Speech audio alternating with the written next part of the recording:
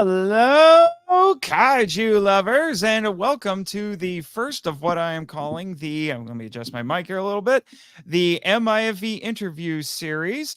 And I couldn't have thought of a better person to start this with than my friend and fellow podcaster and an independent filmmaker, and probably soon to be an award winning filmmaker in a couple of years, Mr. Elijah Thomas.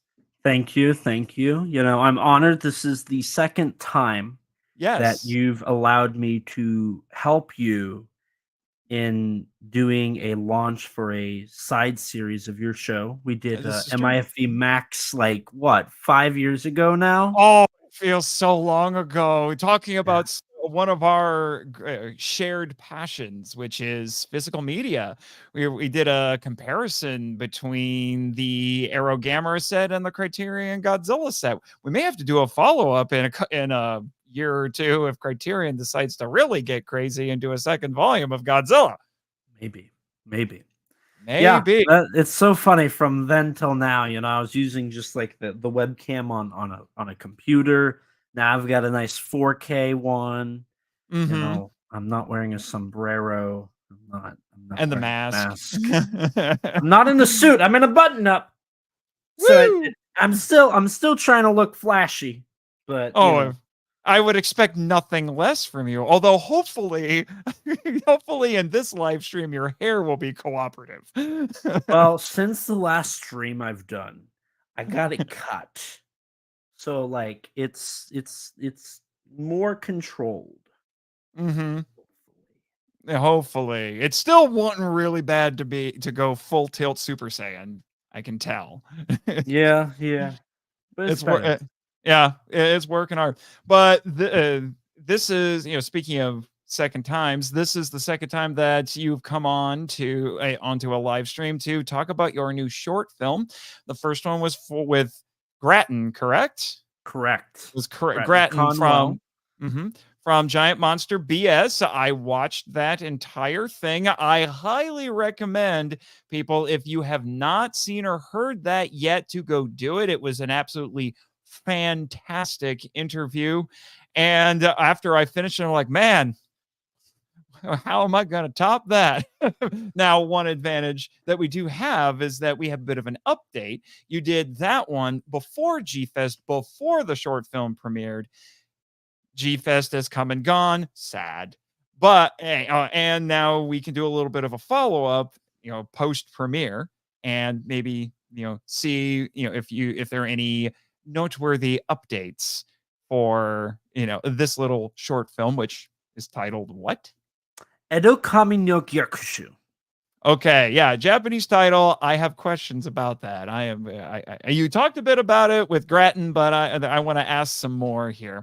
But before we get into that, I do at least want to acknowledge those we have in the chat. We've got a few viewers here with us tonight, including the Queen of the Fabulous Empire, Kaiju Kim herself, and then our mutual friend Danny Damana. Let's see. Back when Elijah was 15 and Nathan was 45. Oh, aren't you funny? I'm the best looking 45-year-old you've ever seen, sir. Oh, wow. It's funny. Kim had this bingo card she was going to use, and one of the items was that I was going to pick on you for your age. I feel like Danny's kind of gotten that ball rolling a little bit there. So I don't know if you can fill in that space on the bingo card or not. But I did want to start off, since this is a bit of a different sort of appearance for you. When you've been on any of my stuff before, it was as a guest on the podcast, and we were talking about a subject, whatever that was, whether it was, MIFE Max number one, we were talking about physical media, or talking about a movie, or whatever that might be. But I wanted to give you an opportunity to let my viewers and listeners know who exactly is Elijah Thomas. That's a loaded question. I know it's a loaded question, but what he do? Well, I do a lot. I think my claim to fame, in air quotes, I use that for the lack of a better phrase, in the fandom currently is my ongoing podcast, Kaiju Conversation, where me and my co-host Rex dive into the wide world of tokusatsu. Outside of that, I'm a writer. I write for Kaiju United currently. My most recent article I wrote on the Monsterverse director, Grant Suporte. I believe I said his name correctly. And I do informative and sometimes opinionated work there. Outside of those, I work with SRS Cinema on bonus features. And I am a aspiring filmmaker. I have produced a couple short films in my day. I've worked on a movie and I've done some editing work, freelancing, and then I've also worked on an actual commercial set once. Oh, what was the commercial set? It was for an advertisement for a Super Bowl ad. A couple Oh, years ago. Yeah, yeah. I got an internship with this company, and it was like a 1-day thing. We started at like 8 a.m. hmm. and it was an ad for what would end up getting shown during the Super Bowl, which I had no idea, and I got to be a PA on that, so that was pretty cool. Which ad was it? It was I think it was more of one of the local Super Bowl ads. Oh, okay. It was for a large gas station Hmm. uh franchise that's in the Midwest. So Hmm. it probably got shown off to a lot of places in the Midwest. Hmm. So that's pretty cool. Which gas station chain? It's called Quick Trip. Quick Trip. No, we don't have those around here in Indiana. Yeah, so I got that, which was pretty cool. At least I don't recall there being any. But you mentioned you are a filmmaker, or is well, I don't think aspiring filmmaker is the right descriptor necessarily at this point. But you go- I'm just going to say Edo Kami just to be just to be safe. You can But say Edo Kami. Yeah. yeah, Edo Kami is your latest short film. You submitted it to the G-Fest video contest. Is that the technical term? Is The it or the short video? official term that G-Fest uses for it is amateur video contest. Got it. Got it. And this That's the is official terminology. okay. And this is actually your fourth time entering this. Yes, yes. Fourth time entering into the amateur video contest at Hmm. G-Fest. Yeah. Although the third time it was a contested name only. Yeah. Yeah. It was really lame. We were all very disappointed because that was last year. That's correct, right? Yeah, that was last year.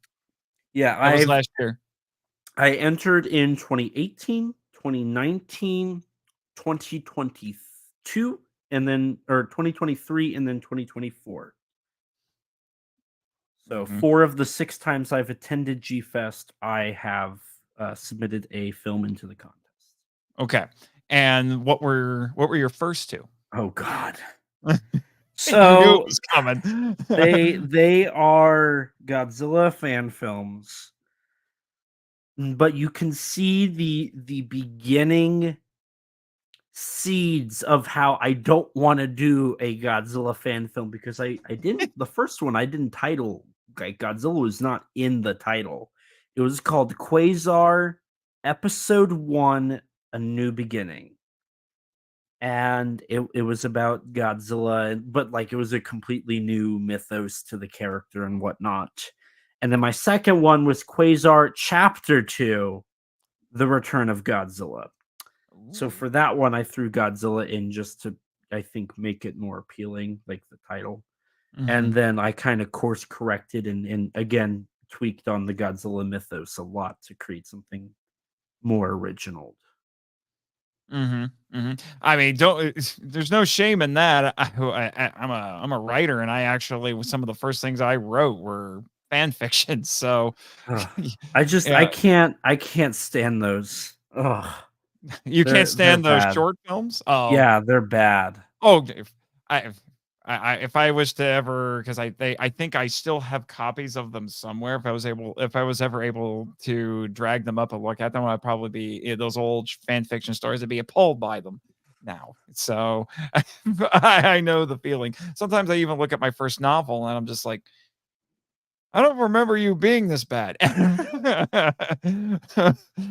But it's interesting to see your progression because I've not seen Quasar 1 or 2. I was at those G Fest, but I did not make it downstairs Mhm. for the video contest portion of the film festival. However, I did see SOS Seek Shelter, which was your short film for last year. I even had a small hand in that. You bounced some ideas off of me about something that you could do, and you were kind enough to give me story credit. And then I make an audio cameo in it as a newscaster, which is part of like a cacophony of voices toward the end. And we were all rooting for you. We all but that ended up turning into a bit of a disaster. Yeah. Yeah. You were because I my joke was that you were just too good for the video contest because your sound mixing was too much Yeah. for that sound system. Because you went Yeah. full tilt surround, and they had what, two speakers, only one worked. Yeah, the right one didn't work. I actually Mhm. like I knew which one didn't work. It was the right one was not working. The left one only worked. And they had the bass, like there was no bass, which I had a lot of bass. And yeah, it turned out to be a bit more of a problem than I was expecting and Mhm. hoping. Mhm. So it was Yeah. either really quiet or impossible to understand. Yeah. Yeah. Because we were all kind of confused. I was able to follow it because I understood the basic concept because you and I had talked about it, but I'm still sitting there going, "What's going on? Where's half the sound?" And it's just, you did post that one up onto your YouTube channel later with Mhm. with the caveat that people needed to watch it with headphones Yeah, yeah.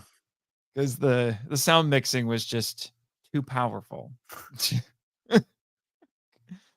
So, what else can you tell us about your background as a filmmaker? Yeah, I so I've actually made more than these 4 short films. I've Mhm. done one called The Invisible Teacher, which was like another like 4-minute short I did in my films class that I attended during high school. It was outside of high school, it's like an outside program that I did. I did that. I did one that was actually over 10 minutes called Bio Project, which was like a found footage horror film. And then what else? I did a lot of like video stuff in school. So like there was one time we had to do a stop motion short film and I took it way too serious. So I did one called Holidays Inc., which is a meeting of like Santa Claus, a leprechaun, a turkey, a skeleton, and Jesus What? to to talk about the uh the unfortunate reality of holidays and how they're very based around money and Mm, business. And so that was a short film that I did. I actually won a couple awards in my school for that one. Uh, we had the best stop motion and we had the best overall short film, which I was really proud of because I actually spent a good amount of time working on the script when nobody really did that. And we actually put in a lot of effort into the stop motion because I was not about to do Ray Harryhausen dirty and not try to make decent stop motion. for sure. And so outside, I'm trying to think. There's another one that I've mostly shot. Some of the footage ended up going missing, which is like 4 or 5 shots, and it was called Boxed In, which was another horror short film that I would like to finish up. And then I did another one called One Call Away. That was more of like a therapeutic short film that I did on a vacation once just because I needed something to do. So I've done a couple of short films outside of my G-Fest stuff. I worked on as we've talked about on your show. I worked on Zillafoot for a brief sequence, which The that best sequence in the movie. the one where I was like, "Oh no, is this good enough? Is this cinematography good enough? How's the camera movement? Is my set design good enough? Is my acting good enough? Oh no, is it not good enough? Do I not like? Oh yeah, I was all like in on that, and come to find out that I didn't get the memo. I know you didn't rewatch it when we did the Yumi and Danny, our friend Danny, did the definitive podcast episode on that film, if you can call it that. But I will never forget last December when a bunch of us are staying at an Airbnb in Tennessee and we tried to watch it on Tubi, and you were cringing harder than I've ever seen you cringe at anything. Because you're just like, why is everything that everyone else did wrong? Yeah, I'm a little critical. I'm a little critical. Because we were fine with your part, but everything else is just what? And so yeah, so I've done that, and then I know back in like 5th grade, I was handed a phone with a camera, and I had iMovie on it, and so I did like this stupid little Godzilla fan film. I don't remember anything about it. I just know I had Bandai Godzillas on the floor, and I was the only actor in the movie and whatnot, and I never finished it, and it's gone. Like it disappeared into the ether. Aw. But I'm happy it's gone. It was awful. Yeah, I'm just sitting here thinking because I know one of your favorite filmmakers is Shinya Tsukamoto, Yes, I and love him. yeah, and he got his Arrow put out a bunch of his movies, and they called it Solid Metal Nightmares. And I'm sitting here going, what? What's the Elijah Thomas collection going to be called? Let's see. So it would be a found footage horror short film, another horror short film, and I really want to get so Boxed In is one of my personal favorite on how it looks.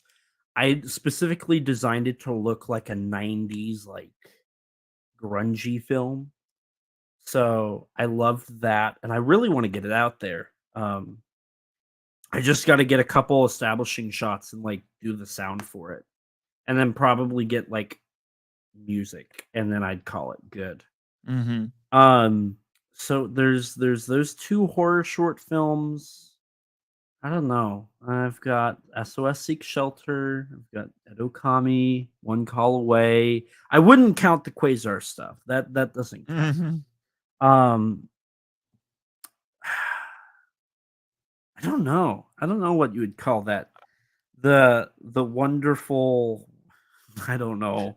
I don't know. I don't know. I'd have to really like contemplate my reality and figure out. One of them was more of a therapeutic film. Actually, two of them were. Two of them were Boxed In. I actually shot the night I saw The Fablemans. I Yes. watched The Fablemans and I was like, I need to go shoot a movie. So Mm-hmm. I went and I shot this almost. I mean, granted, I have to go back and shoot more, but I mean, almost all of it I shot that night. Mm-hmm. And yeah, I'd love to actually finish that. Honestly, I probably could almost just forgo the few shots that I don't have and just not have them and get it out there. Do some Mm-hmm. ADR work on it, get a voice actor because I Mm-hmm. unfortunately don't talk to the actor anymore. So Oh. I'd have to dub over it, which I could do that easily, I think. But You're gonna give him the same treatment that Linda Jo Miller got. yeah, I would do that. Yeah, and then get some music over it, throw in some credits, and call it good. Mm-hmm. But I Yeah, don't know I remember you talking about that one now. Yeah. that some of them are therapeutic. Boxed In was One Call Away was. I'd almost say Seek Shelter was. That was kind of a COVID-esque one, because it's confined into this area. It's more of a natural disaster, but the idea of being confined into one location reminds me a lot of lockdown.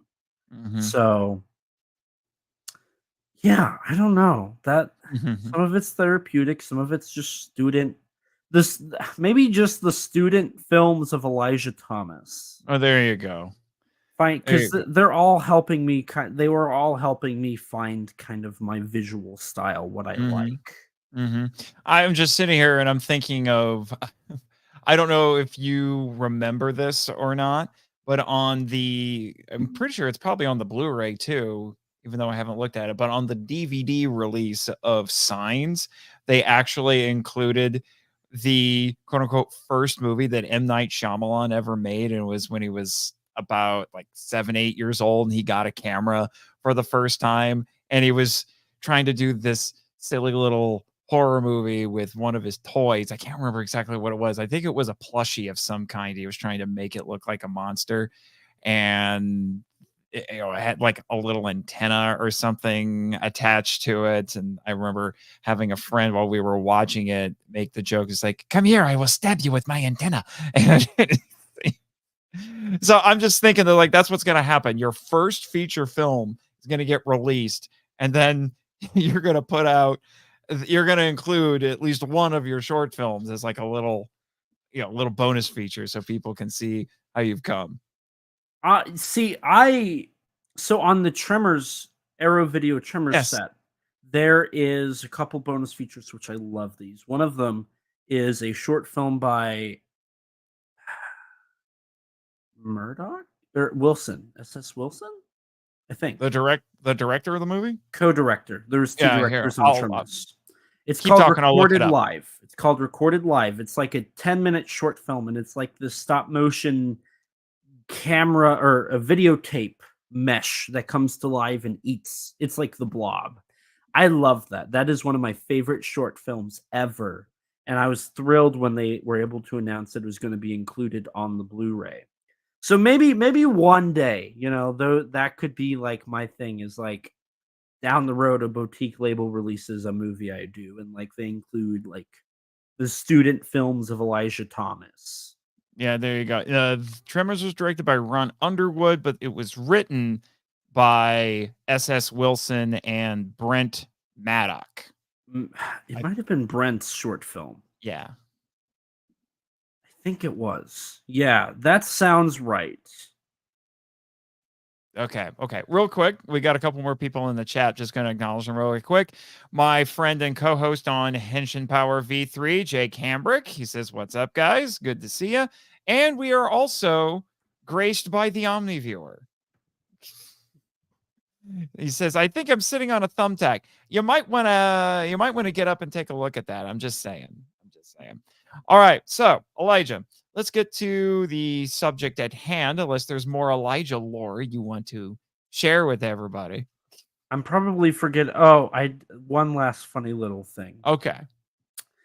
In high school, I also did a short version of a couple scenes from Of Mice and Men. It was a Ooh. project. It's awful because I had to work with students during the first hour of our school day at 7 a.m.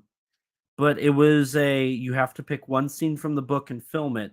And of course, I picked the scene where Lenny is shot, and we like had to go through so much red tape to have a toy gun in this short film. It was horrifying. And then it was like, and create one original scene. And I don't remember the other.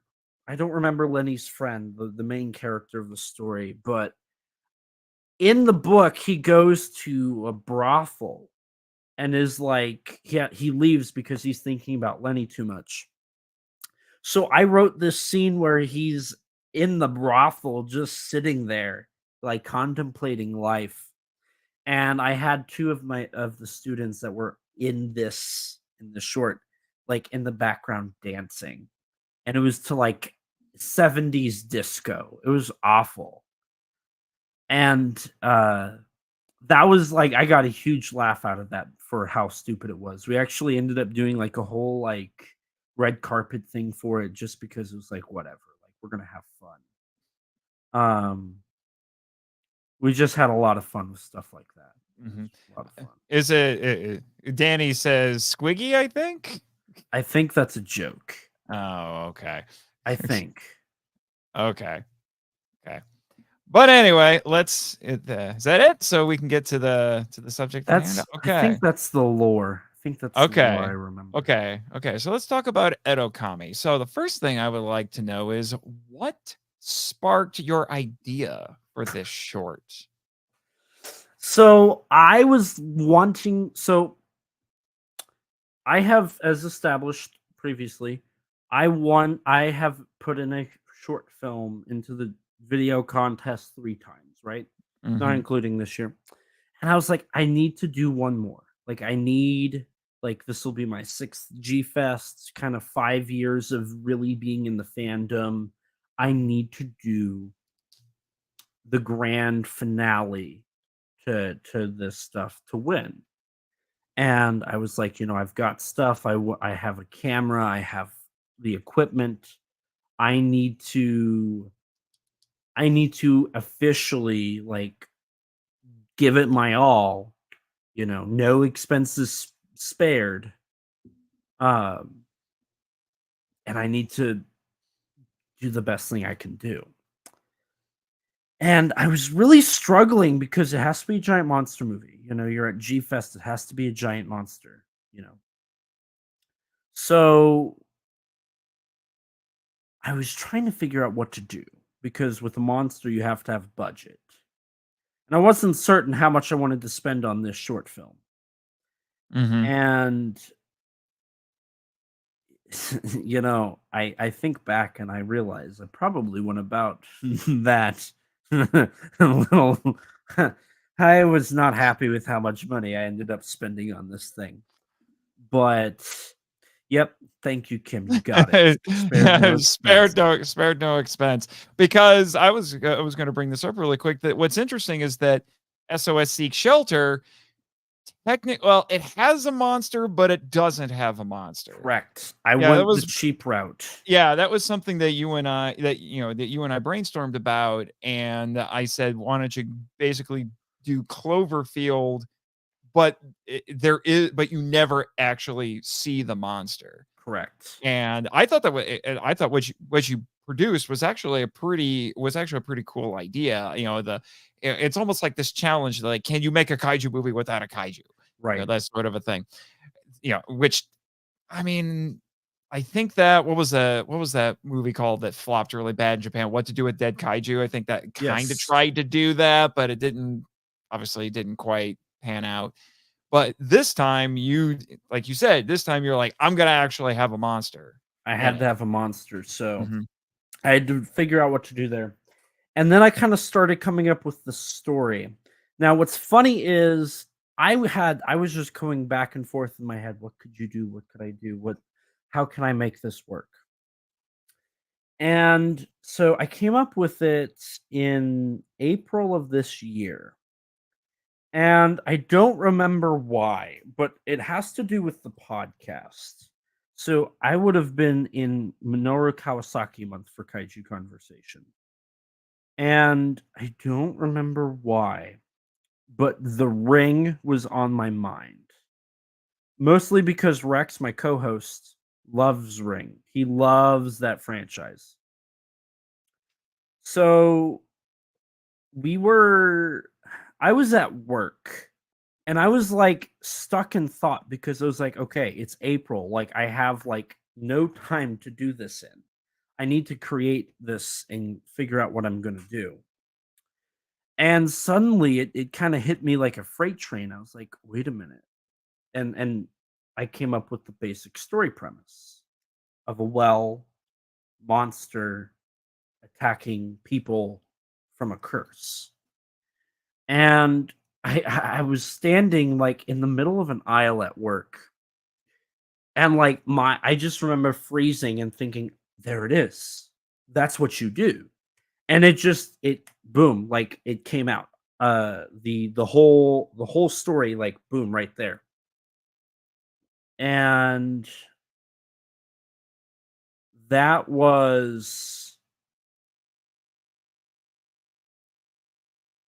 that was just kind of where it came from. And then from there, it was like, okay, I have the story. I know where I'm going.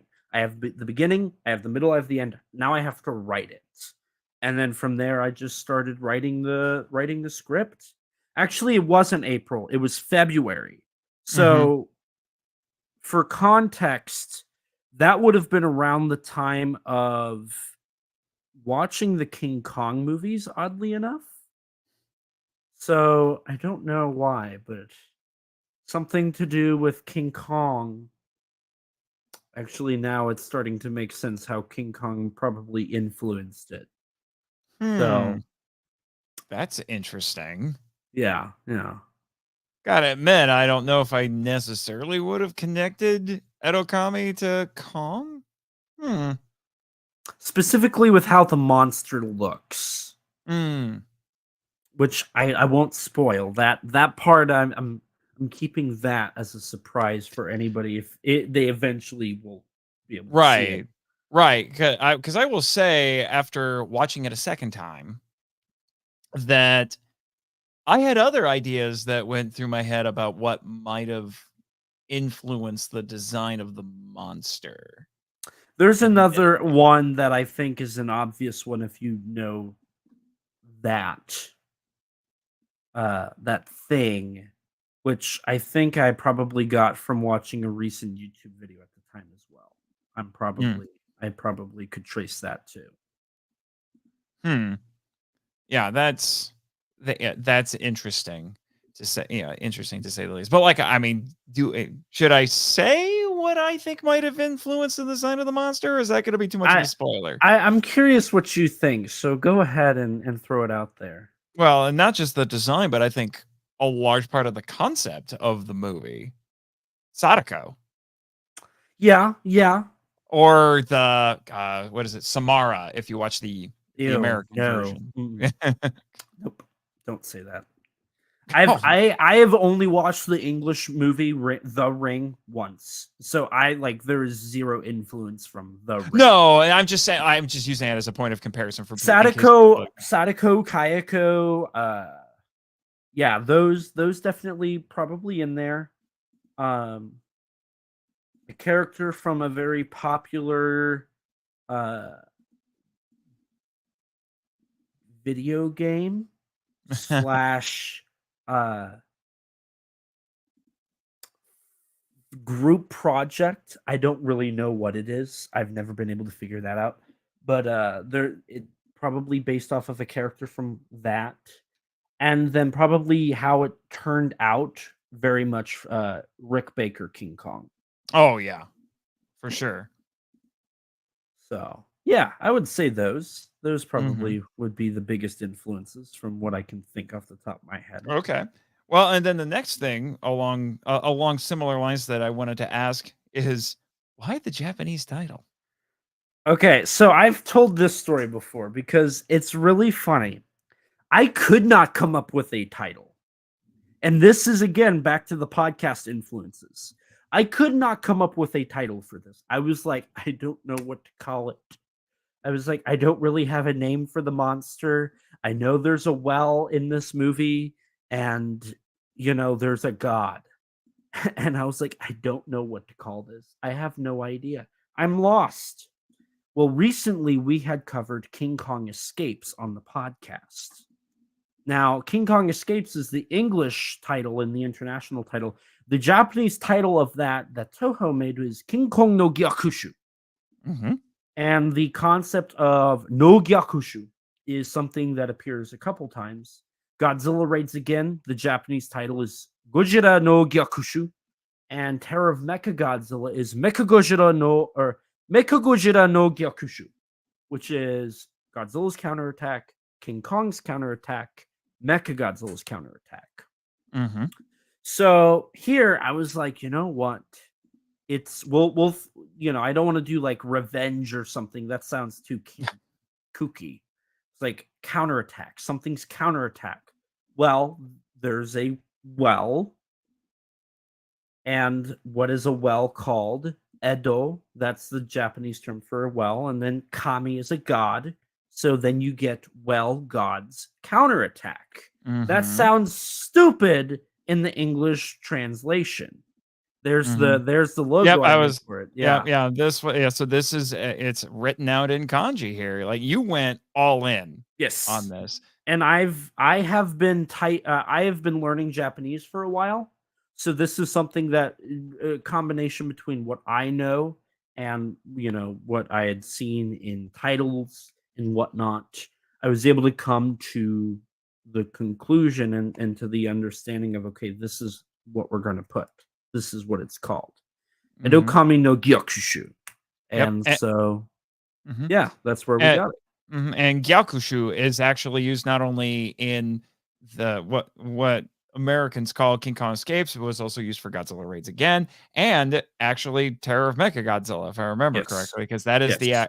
the Japanese title for the Terror of Mechagodzilla, and translated literally from the Japanese is Mechagodzilla's counterattack. Yes. So it's a word that people would be familiar with if they are deep into the genre. Correct. And Mhm. so with that, I came up with the Japanese title and I'm learning Japanese. So it's like, you know Mhm. what? I'm gonna stick with it. It's gonna suck for anybody who's like writing this down or anything or like trying to pronounce it because Japanese is difficult for people. But I was like, you know what? It's gonna stick out. It's me, it's what I learn, and the Japanese influences are just all throughout this short. Mhm. Mhm. Um, it's very obvious for anybody who knows me that I have probably only watched Japanese films for the last like 4 years. Like I barely watch American films now. Most of what I watch is Japanese. So Mhm. the it's funny. I look at it. Ryuhei Kitamura. I love him. He's an amazing Mhm. director. He was known for being very influential by American productions. Same Mhm. with Akira Kurosawa. That was why they were so popular in their home country. I've kind of done that, but I've flipped it. I draw heavy influences from Japanese films for my story elements, for how I frame it. And Danny, you're correct. Gilala no Gyakushu, Gilala's counterattack or Monster X Strikes Back attack G8 Summit. Mhm. Um, that was probably because we covered that as well, April of this year on the show. So probably that and King Kong Escapes was how I got influenced to do that actually. And so it all worked out to become Edo Kami no Gyakushu. And that influence from Japanese film and whatnot just I think really resonated here. And I wanted to just continue keeping that and making that very much obvious. Right. Right. But it did honestly make me wonder. I think, especially after my second viewing, or maybe not after my second viewing, but definitely at some point while pondering this short in anticipation of this live stream, I did wonder if this was, and I'm sure you're going to say it's not, but yeah, I did wonder for a second. It's like, is this supposed to maybe take place in Japan or something like that? You I've know? thought about that. Actually, so funny story. Whenever I pitch this to my actors, I have 4 actors in this film. Mm-hmm. They all said, "Am I going to have to speak Japanese?" I was like, "No, no. The title's just Japanese. You're going to be speaking English." I don't have a set location for this. Mm. I mean, based off of the voiceover you hear, based off of the the fact that I have 4 white boys in this, it's like it. I think it would be wrong of me to say it's Japanese. Mm, I'm a white boy, but I mhm, definitely want people to know that there is a heavy emphasis on Japanese film in mhm, this short film. mhm. I mean, I just thinking out loud here.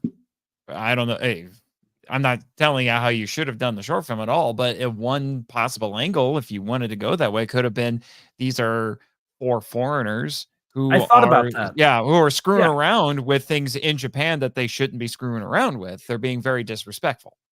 I definitely thought about that, and there is some GMK influences as Oh well yeah. in the film, and that, that I think shows a little bit, and there's some similarities there as well. Hmm. Well, because one of the big themes of of the film, and I've got plenty of questions that we can unpack this a little bit more, is at which I do think this is a universal thing, despite the heavy, heavy, heavy Japanese influence in this. But it's the whole idea of meddling in things that you shouldn't be meddling in, Yes. and being disrespectful to powers greater than you.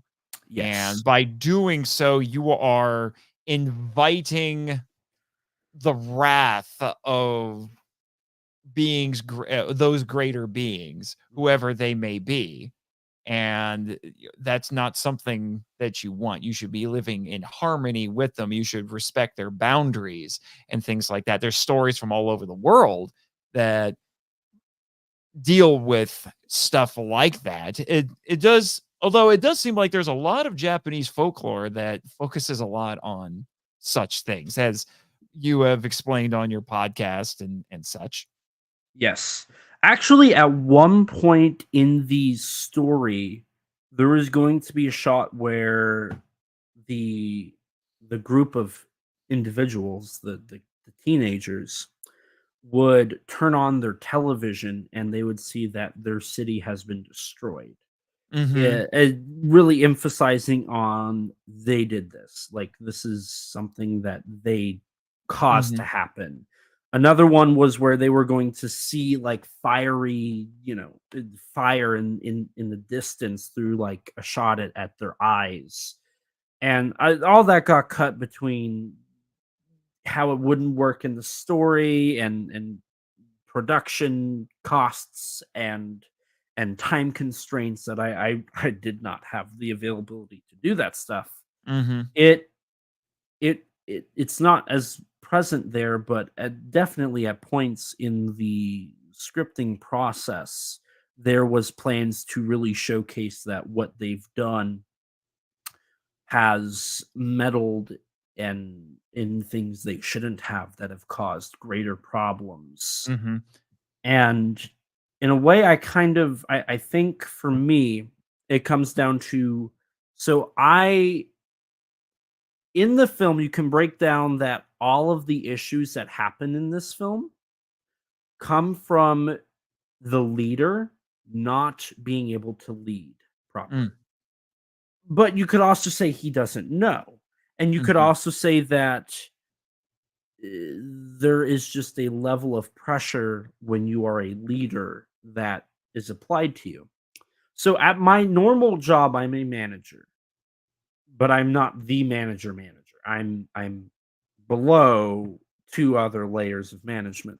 So I get pressure all the time. I've been threatened to be fired before. I've been threatened to be forced to step down. Like I've dealt with all of that.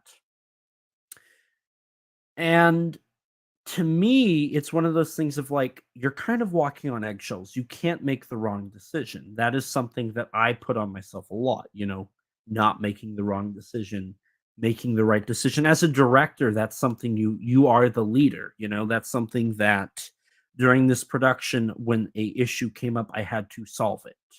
Mhm. And that's one of the biggest things that I've learned as a director is you have to be a problem solver. You can't depend on others to solve your issues. You have to, in the spur of the moment, be able to come up with the best possible solution in the moment. It may not be the final solution, but it is a solution nonetheless to get the shot you need. And I've learned that through Japanese film. That's something that, especially in Showa era films, when you were getting costs, budget cuts. Jun Fukuda made Godzilla versus Megalon in a month. Like, that baffles me.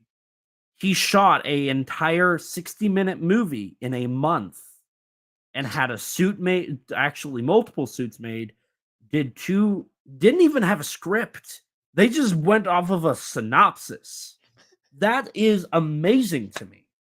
That is why Godzilla vs. Megalon is a very special film to me, because of just how genius Jun Fukuda had to be to make a film on that budget, on that time, on that, on those technicalities. And so, I love that about Japanese film. Mhm. And I think I've translated that into my own productions. And I think in this story, you can really see it with how I frame certain things. I can't give it away because it would spoil the film. But the way that I film it, frequently having the main character with all the other characters outside of certain moments in the film, is very much intentional. I very much only isolate the main character when I want it to be shown that there's an issue with how he's led things and Mhm. where they've ended up. Mhm. And so, yeah, I definitely, there's a level of, don't mess with things that you don't know about, but there's also a level of, as a leader, you have to make the right decisions, and you don't always make the right decisions, but you have to be ready to be a leader before you are a leader as well. For sure. For sure, 'cause, that was something watching the film again, looking over the script, and I noticed that was a bit of a difference because in the script, their actions had, for all intents and purposes, apocalyptic consequences, whereas in the final film, it's more direct and personal. Yes. The Edo Kami comes after them. Yes. It doesn't it doesn't go it only comes after them. It's not ending the world, even though we do have the voiceover from the great Kaiju Kim that promises us that. But I think even in this new context, I think you could interpret that as something of a hyperbolic warning. Yes. You know, we're going to this voice is telling our characters this is how dire the situation that you've gotten yourself in is. Mhm. You could also maybe look at it as Edo Kami is going to end their worlds, their own personal little worlds. Because Yeah. it's targeting them for disturbing him.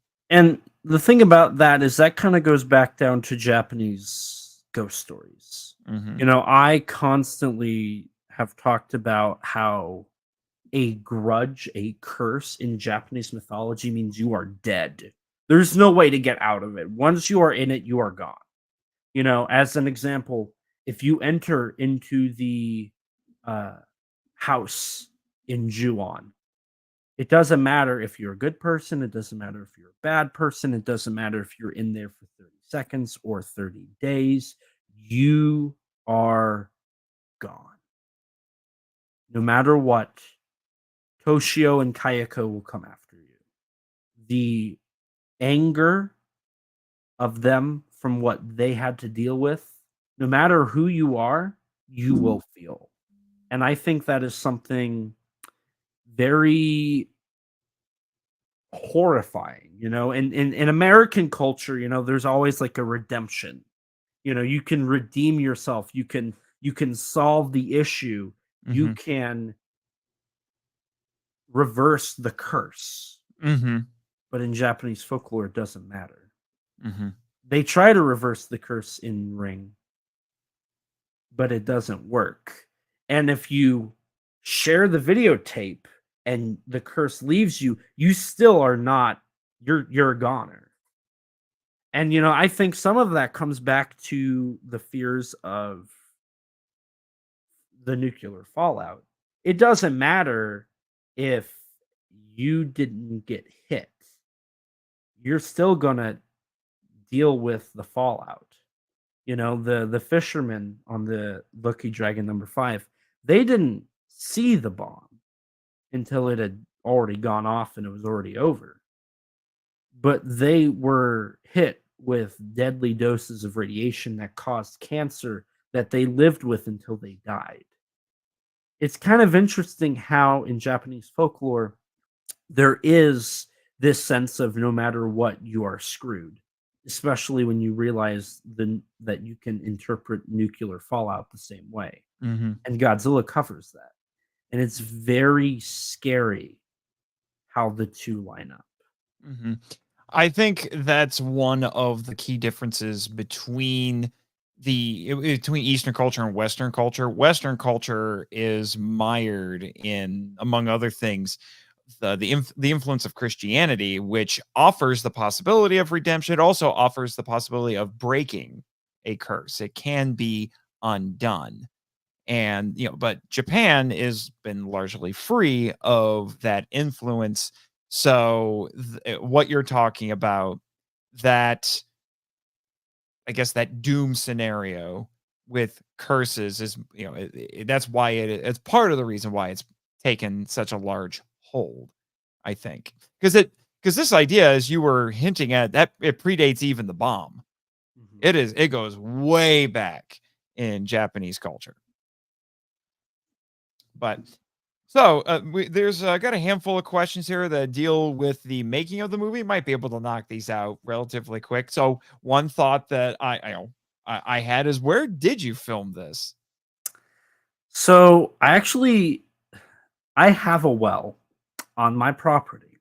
Oh, really? I was wondering where the Yes. well came from. I was like, did he have to go location scouting or something for So this? I like 7 years ago, it was winter time and I was just walking around in the snow in the woods, like as you do, Hmm.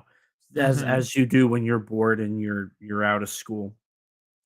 And I stumbled upon this half buried well. I was like, what? I was like, what is this? Now it was during winter, so I couldn't like dig it up, but I had it in my mind. I was like, okay, there's a well out in these woods. So when springtime came around, I went back, and for like a whole week, I like would go there after school every day for like 5 hours, and I would dig it out. There was like tires in it. There was trash. There was like there was giant rocks. Like I had to call somebody to help me lift these rocks out at one point. And I haven't gone as far as it can go, but I've gotten to a point where it's like, okay, if I go in there, like I'm pretty deep in the well. Um Actually, it ended up going so far that I got into fall season, like near Halloween. And like there were moments where I was like, okay, so I'm alone in the woods in a well, and like I'm hearing stuff. I'm hearing things. I was like, this is it was a little scary at points. And so yeah,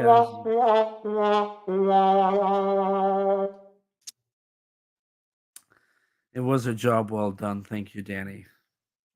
And so I dug up this well. I actually used it for a set piece on my student short film bio project. And so I just it was in the back of my head. And so for this one, I utilized it again. I actually back in Halloween of last year in 2023, I did a Ring Yes. fan short. I did the Sadako video. I went and I produced my own version of it.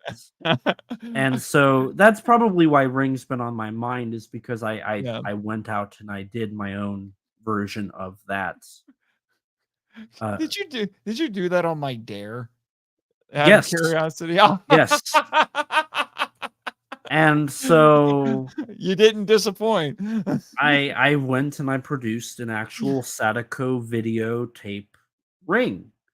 And we had this whole thing where I was going to do a Halloween live stream, and I was hyping it up for like a week and a half or I something. know. And I did a pre-recording with me saying, "Hello, everybody, welcome back to Kaiju Conversation." And then like it glitched out, and then it went to the video, and that was the stream. So yeah, the whole ring thing's just been something that very much in my mind for a while. Mm-hmm. So yeah, that that that set I had on my property. So we used that, and then I was like, okay, I got to have them all in one place. So I ended up using my living room, and my kitchen, and my driveway for the rest of it. And so that was where the bulk of it was shot, but the actual uh miniature set was shot in a family member's garage where I had enough space to have an actual stage with a backdrop and space for miniatures in the forefront, and a place for a camera to be on a dolly and whatnot, with a fog machine and overhead lights, just like to have an actual miniature set all together. uh so I think that's all of the places that I filmed at. It Mm-hmm. sounds about right. Mm-hmm. Mm-hmm. I think you kind of hinted at this a little bit. How long did it take you to make it? So we did an initial shoot, which ended up we only shot like 2 scenes, and then we came back and shot another day. I want to say this was shot over 3 days, not like 3 like 8-hour long days, more like 3 5-hour days or Mm-hmm. something like that. Mm-hmm. That sounds right to me. And then Yeah. there was like some reshoots, and then the special effects stuff took 2 days as well. So Mm-hmm. you if you combined it all together, I probably shot it over about 5 days, 5 to 7 days. Okay. How long was pre-production? So I started writing it in February. I had it 100% done in April, and then I went and I bought a ton of stuff. And then, of course, I had to commission the suit for the monster and some of the props for the film.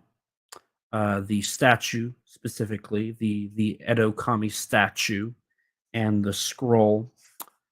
Those it took a couple weeks. So if you added everything up, there was probably a month or so, month and a half of pre-production development stuff. Mm-hmm. Mm-hmm. So from about February to June? February to June 1st. There you go. Yeah, because June 1st. Yep. that was the deadline for the video contest. And I remember the lead up to that, you were going in crazy. Like you were doing stuff right up to the moment that you sent it out. Yeah, I actually was on vacation in Mm-hmm. Ohio whenever I was finishing it up, and I had to do a last minute complete redux of the sound for the film to get all the levels proper. Mm-hmm. So yeah, it ended up I was filming up until the day before I went on my vacation. And I edited all, and what I filmed on the day before was special effects stuff. It was all monster stuff. So I filmed it and edited all the monster stuff the day before I went on my vacation. Then I got the news that I pretty much probably had to redo my entire sound setup to get the proper levels and whatnot, to not have a G-Fest 2023 situation. So I did that, and that took about a day, and then exporting and whatnot at the high quality that had it at, ended up putting it at June 1st whenever I finally got it 100% done. Mm-hmm. Mm-hmm. Yeah. And then real quick here, who's in this movie? You mentioned your 4 actors. We have 4 characters, which Four is different characters. than SOS Seek Shelter, where it's really just, well, Two. there's technically 2, because there's a newscaster played by our friend Michael Hamilton, and but one protagonist that we follow Yes. during this monster attack. Whereas in this one, we have 4 characters. It's definitely an ensemble piece by Yes. comparison to that first one, despite the fact that we really had 2 characters. Yes. So the whole thing about this, so if you actually go back to Quasar, the chapter 2, The Return of Godzilla, that was the first time I worked with actors, like actual actors. The short film before was with toys and voiceovers. So for Quasar Chapter 2, I had an ensemble cast. I'm trying to think how many. Oh God, I want to say I had like 5 or 6 actors on that set. Mhm. And then for like Bio Project, I had 4, 5 if you count the monster in that one. So I like having small little groups of characters. I think that works out in its favor. So when I went to creating this story, I was trying to figure out how to make it work. And I've made friends at work, thankfully. And so I I kind of started creating the story based around some of the people I knew at work. I was like, okay, who would work for this and how would I do it? So, I figured out, okay, I've got my leader, but I need somebody that's going to be kind of like the yes sir, the one that's always in his corner, right? And then I was like, okay, so I've got those two, but I need somebody who could also like fight back. And so I was like, okay, so that's how I have my third character. And then I need the comic relief person. And I need the person who's like doesn't fit with the other Mm. 3 and is just kind of begrudgingly there. And how is he there? Why is he there? And it just so happens that one of my actors has a twin brother. So I was like, perfect. That works out. He's there because his brother's there. He doesn't want to really be there. So you get kind of this comedic relief character. And then you've got the yes sir, the best friend, and you've got the leader, and then you've got the other friend, and then his twin brother. So with that, I created this ensemble of 4 characters that I thought I could really balance out. And you only have 6 minutes, so it's like, okay, that kind of gives you enough people that the narrative can keep moving at a fair pace to create something that doesn't seem like it's dragging on. Like, okay, you're not just watching one character or 2 characters, you've got 4, and each of them have their own reason to be there. Mhm. It's interesting hearing you describe your ensemble like this, and I don't know if you're aware of this or not, but you actually basically tapped into the sorts of archetypes that you'll see in sets of 4 characters. You look at Ninja Turtles, Ghostbusters, you see these archetypes. You have the leader, you have the brain, wait, because one of the characters in this is a nerdy guy. He gets made fun of for playing video games. And then you have the comic relief character.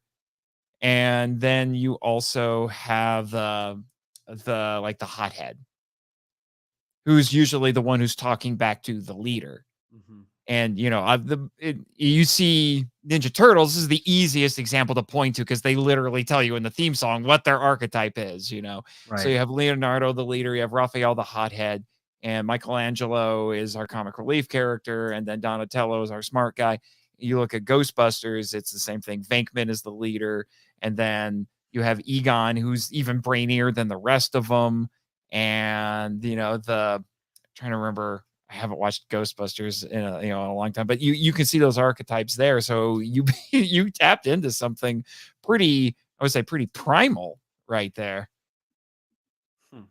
Interesting. Yeah. So, oh man, there's I got so many questions. We're gonna be here. We might be here for a while, sir. But let me think here. Oh man, we could get into the monster and things like that. But I do want to ask, what was your biggest challenge making this? Oh, that reaction tells me a lot right there.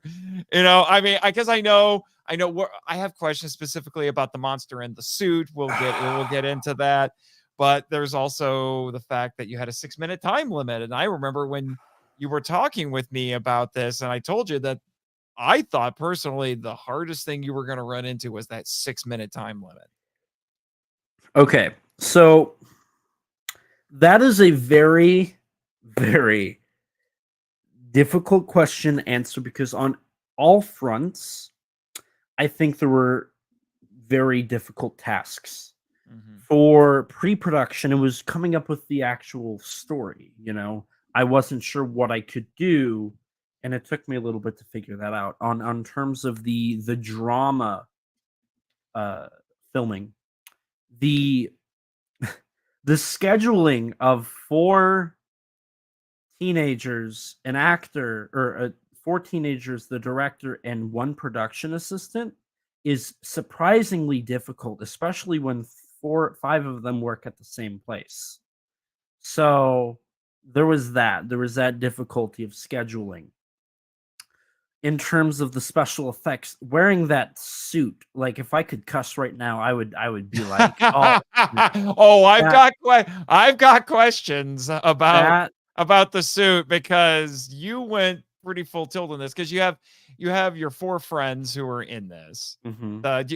Out of curiosity, what are their names so we can just kind of throw those out So there. you have Dylan, you have Ethan, you have Ben, and you have Seth. Okay. Ben and Seth are the brothers. Mhm. Ethan is the best friend, the yes sir kind of character, Mhm. and then you have Dylan, who's the leader. Okay. I just wanted to, get the cast out there, and then obviously I mentioned Kaiju Kim. So yeah. Yeah, so I was not about to ask anybody to wear the suit that I had made, because that would be a lawsuit probably. So I took it upon myself because I can't sue Oh, myself. I'm the one that puts myself into those circumstances. So I put on that suit. mhm. And that suit alone is easily, like, if I had to pick one thing in this production that was difficult, it's that suit. I was gonna say, like, you are actually in your own movie. You I are Edo Kami. yes. So, like, there's Yeah, that. That would yeah. be number 1, but there's also, like, in post-production, last-minute remixing of all the sound, like, mastering Mhm. the sound was like, I learned that on the fly. Shout out to Grattan for being there to help me Yeah, he did understand you. that. Yeah, I was gonna say he scored the movie for you. He did. He also helped with the whole sound mixing, like, he gave me some good tips and whatnot. Um, but him, like, that last minute, like, I have 24 hours to master a sound that I've never done before, like, that was difficult. And then, just being afraid of what the audience reception would be, that Oh, I yeah. would put that up there as well. So, yeah, I mean, those are just some of the difficulties that I had during production. I'm gonna make that my LinkedIn. Yeah, Kaiju Kim here. Elijah Thomas, filmmaker, go-getter, suit actor. Yeah, yeah. I mean, and since we're on the subject of you putting this dang thing on, I gotta ask. I've heard you tell the story. You go into very copious detail about it in a recent episode of your podcast, and I was riveted listening to this. I'm also thinking, it's like, Elijah, you better be glad I wasn't there. I might have had to reel you in a little bit. But I also probably would have been standing there admiring your tenacity. But what was it like being a suit actor? Okay, so Okay, we're I gotta ask, how much did that thing weigh?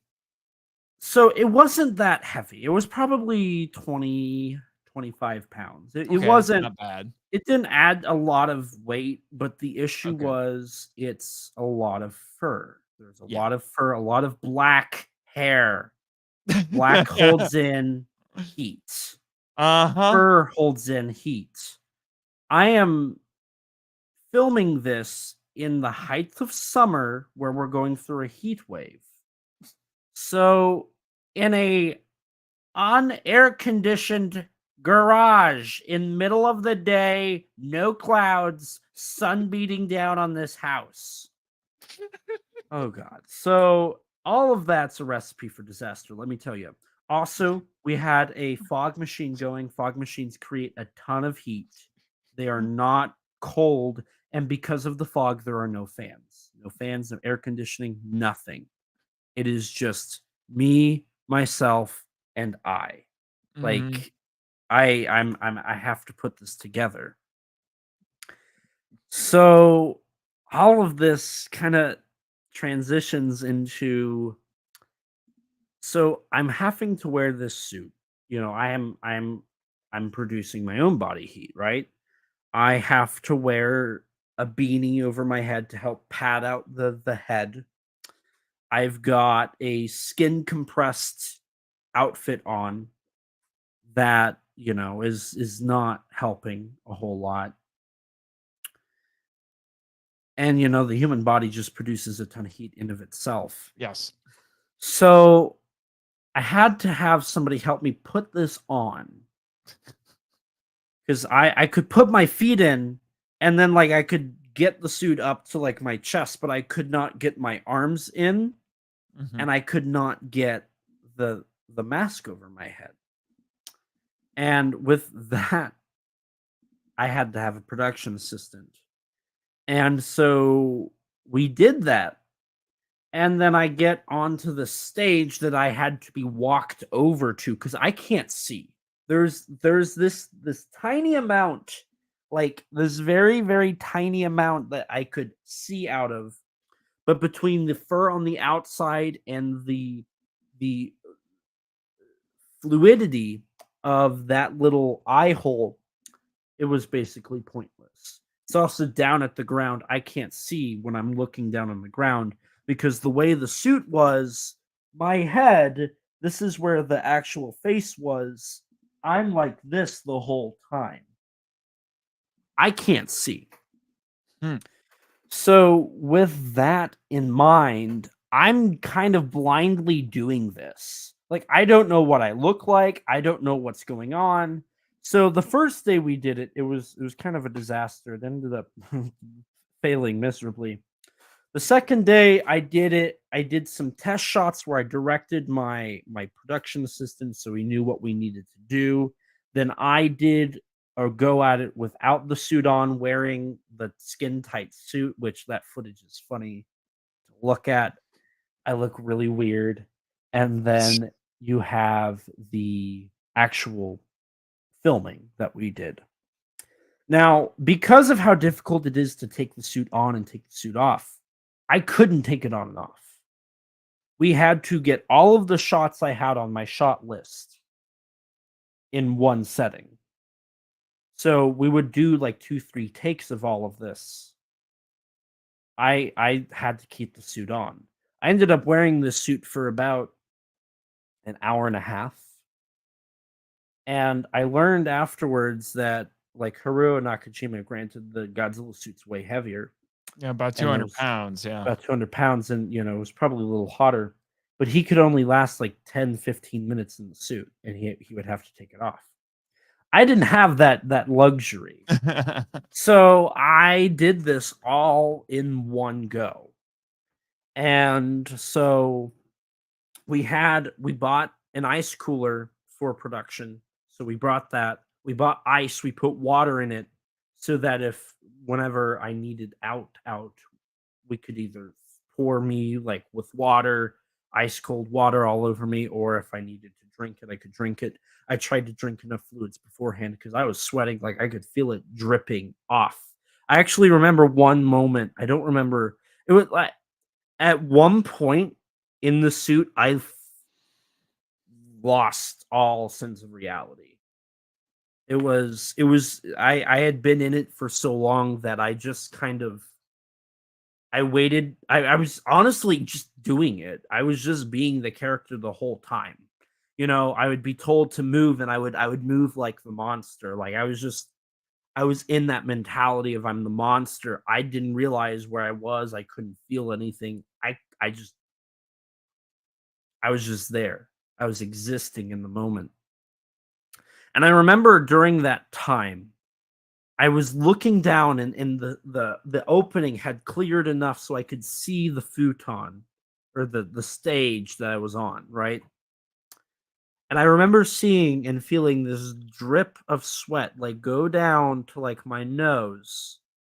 Like I can't wipe it off. Like I just have to ignore it. I remember feeling it go here, and it dripped, and it went through that hole down onto the stage. And I just remember seeing that, and I don't remember why. I don't know why I even remember this, but I remember thinking in that moment, like, I don't know.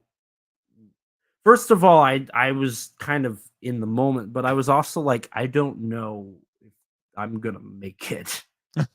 Um, because You about did, because you had somebody on standby to call 911 I if had necessary. I had another person on standby with their phone out with 911 typed in, ready to like hit the button.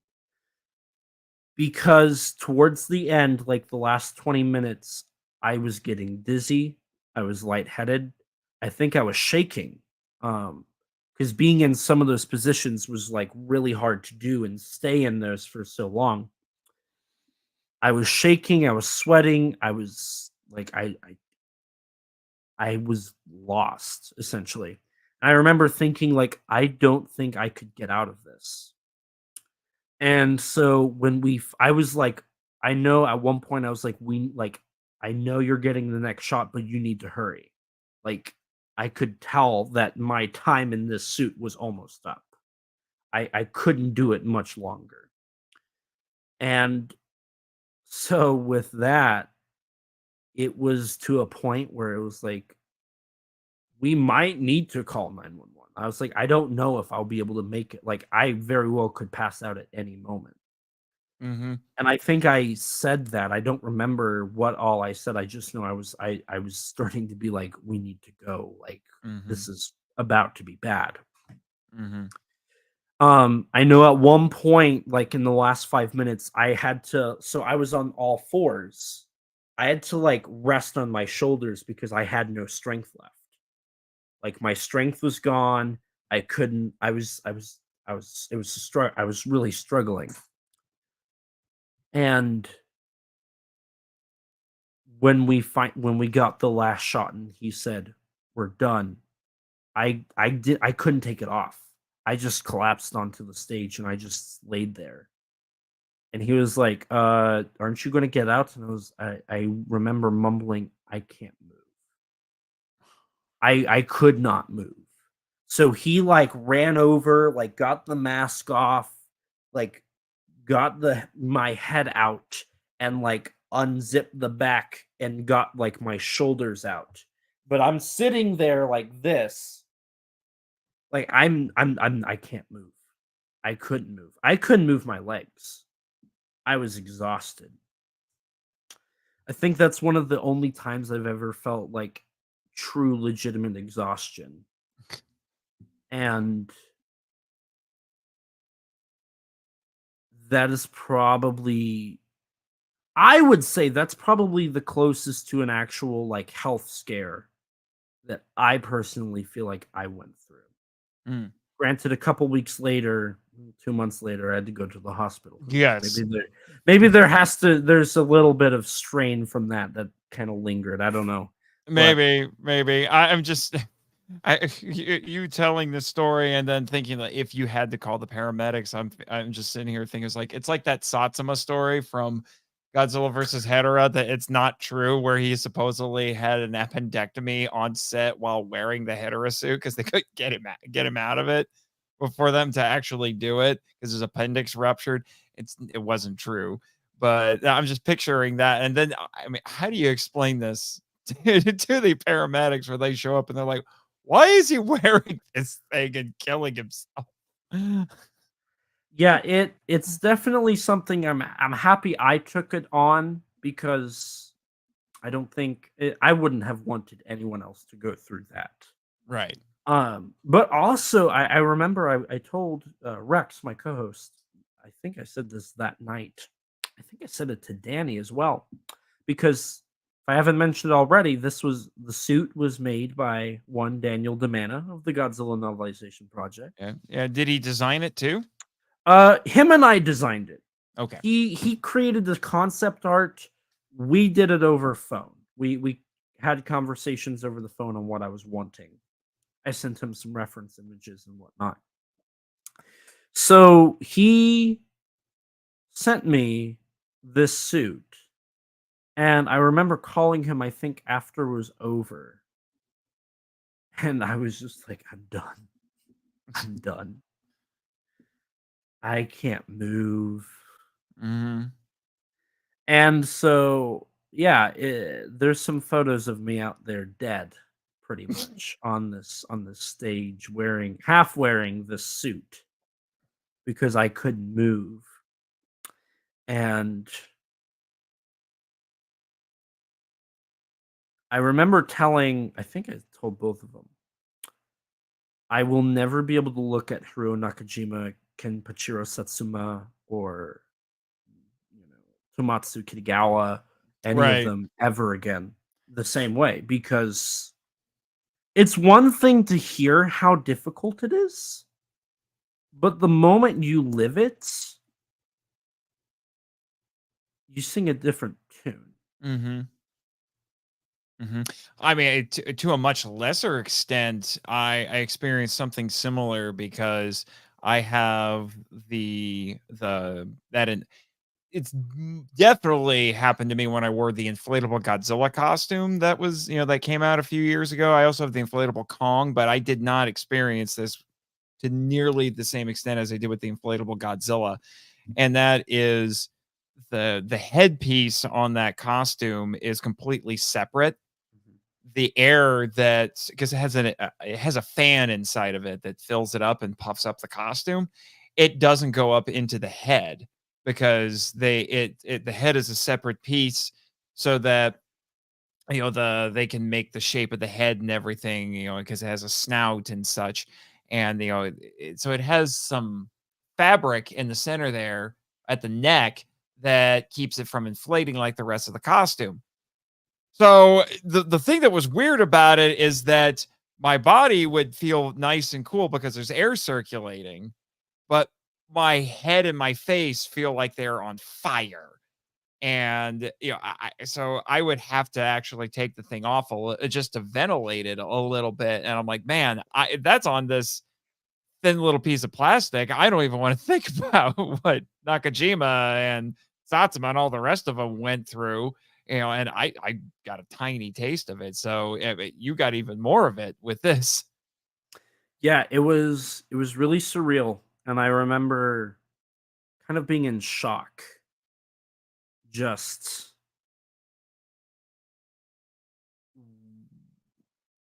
how horrifying it was. Hmm.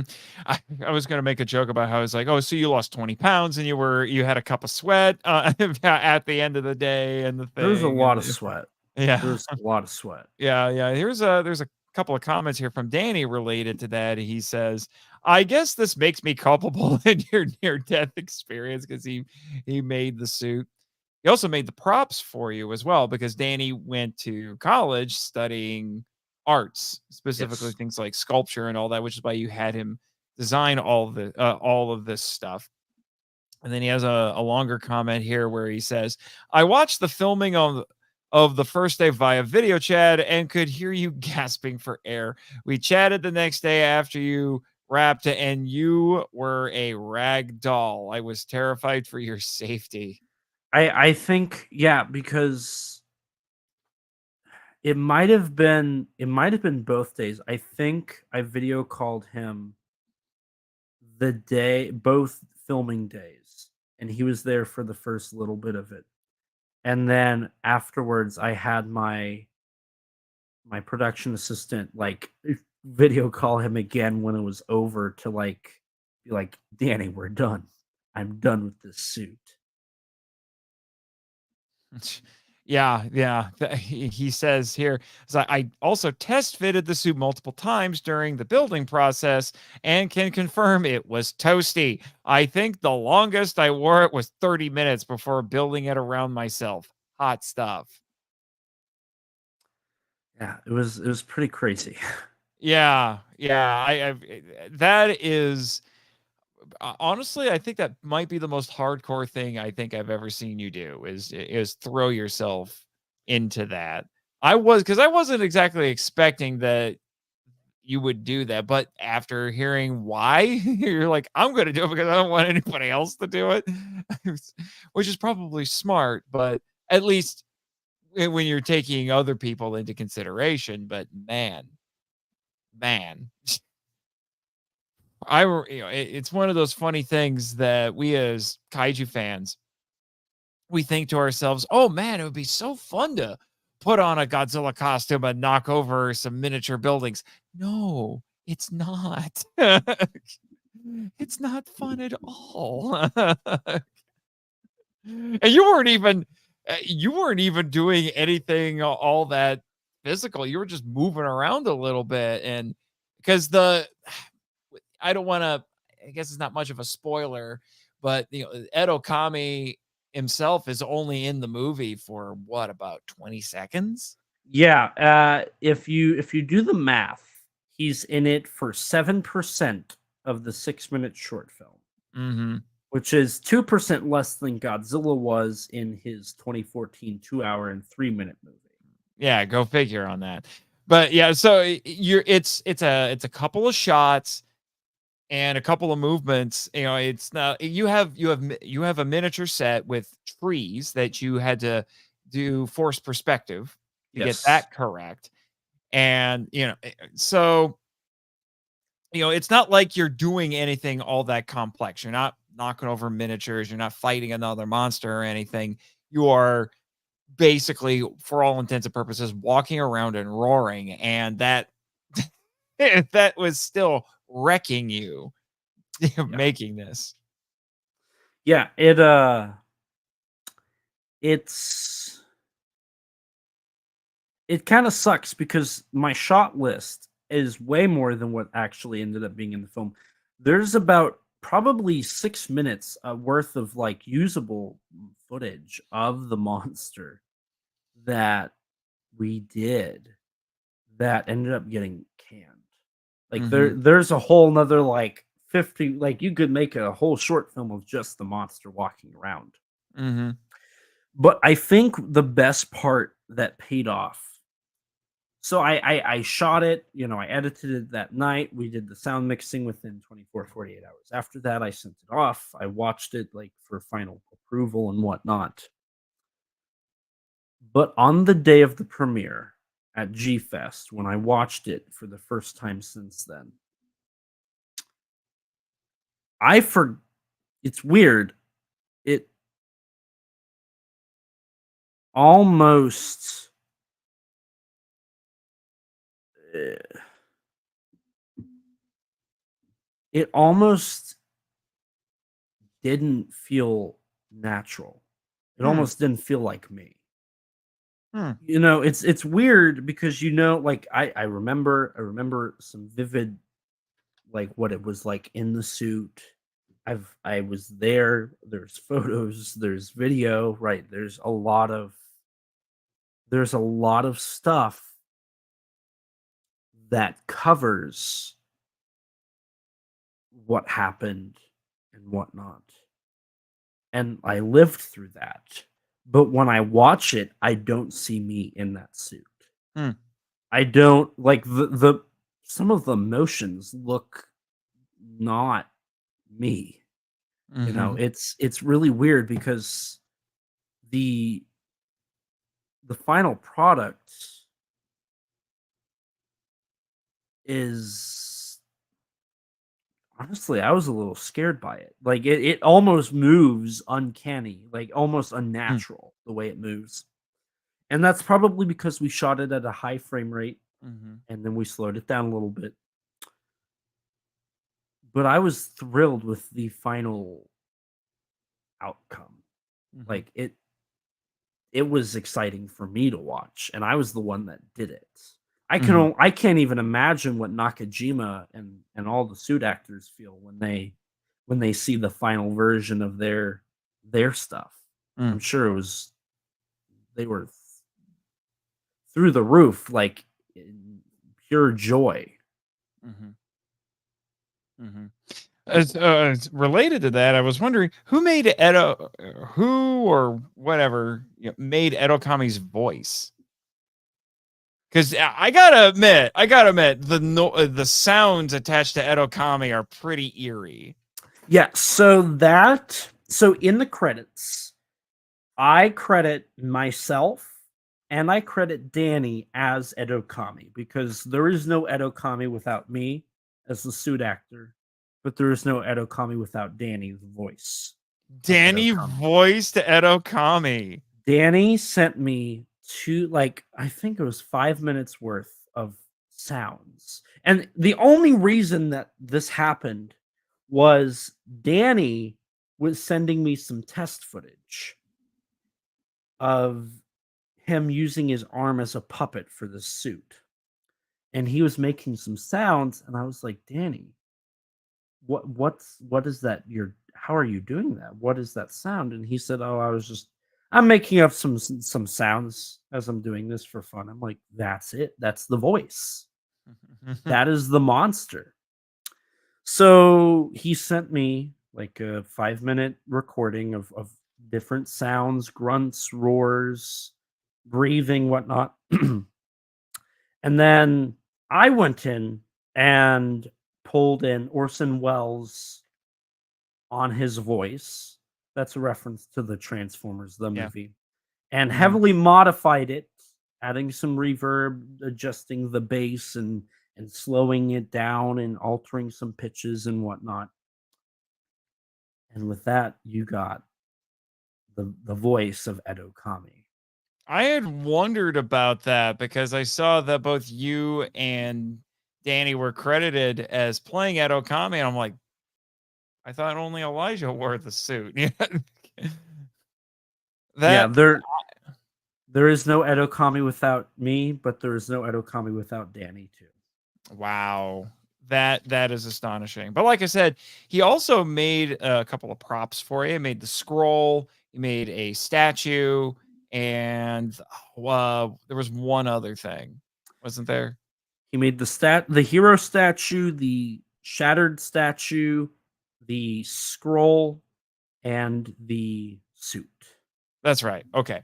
And these are all things like the statue is found in the well, and then they take that, which is what incites all of this. I have to ask, for the one that shatters, because I think you said in the previous live stream you had two of them, right? Yes, yes. Okay. Okay. I have to know. Did you get the shattering of the statue in one take, or was it Had to. designed? I was gonna say, or was it designed to break and then be put together in case you need to do it again? It had to be done in one take. So we spent a good amount of time designing where the camera was going to be, the focus, the where like the total the proper framing of it, where everything would be at. The lighting design, we did all that. We I had my production assistant kind of hold the statue from various lengths from the ground, and we kind of figured it out. I put it at a high frame rate to slow it down later on. And so we had to do it in one take. Now, here is where Ring comes back to this story. Oh, My production assistant on this also helped me with my Ring Sadako video. okay. He helped me specifically, the scene I remember. He actually helped for more than one scene, but the one that was like very important was in the Sadako video, we have a glass bottle fall and shatter. Mhm. That we could only do in one take. I literally went to the local recycling center, found a wine bottle, and went to a park and dropped it on this sidewalk. he was the one that helped me there. So him and I had already done this one take shattering of an object. And so we were like, we're going to do it. Like, this is it. And so that was one of the last shots we did for that night. It was that, and then there's a shot of the main actor grabbing the scroll because we didn't touch where it landed. It landed, it shattered. We said, okay, cut, moved everybody, did this shot of the hand grabbing it, and then cut, and that was the wrap for the day. And so it was one take. We had one shot. Do not miss your chance to blow. This opportunity only comes once in a lifetime. That should be on the bingo board. Yeah, Elijah references "Lose Yourself" by Eminem. I swear it comes up almost every time we record something together. It's that song is very important to me because of I mean, I just talked about how I kind of lost myself in that suit, right? Right. You know, the whole thing about that song is M is determined to become a rapper. You know, when he has that opportunity, he's going to use it.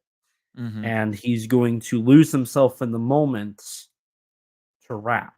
And he's not going to think about where he's at. He's going to do it so he can achieve what he wants. Mm-hmm. So that's just one of those songs that sticks with me. It's just an important song, you know. I like referencing that if you had one moment, one opportunity to seize everything you ever wanted in life, would you capture it or would you let it slip? Mm-hmm. And so that is one of those quotes that I will take to my grave. Do we need to etch it on your tombstone? Go for it. Okay, I'll put an order in next week. I did. Along with, listen, kid, there's two things you don't know about the earth. One is me, and the other is Godzilla. That's gonna be on. And the other one that I always wear around my wrist. No matter where you go, there you are. Those are my three quotes I live by. Some good ones there. Some good ones. So one other thing, and this was one of the when I first saw this short at G-Fest, which, by the way, I was very glad when I found out that the video entries were going to be shown over the course of 2 hours, and I'm like, oh, good Lord, I hope they show Elijah's early because I have to be at a panel at 12. And thankfully, yours was like the third one in. So I was able to see it and then rush upstairs to go to my panel. But you, sir, achieved something that it's a very classic.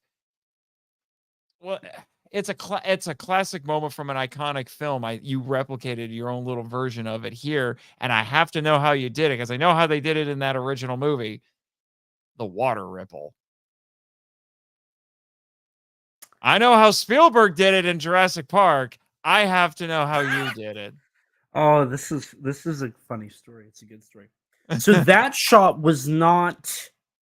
I think it was in the script, but we had not shot it. It was one of the last shots we did on our drama schedule. So we had shot everything. We were actually wrapping up. That and there's a shot where one of the actors drops the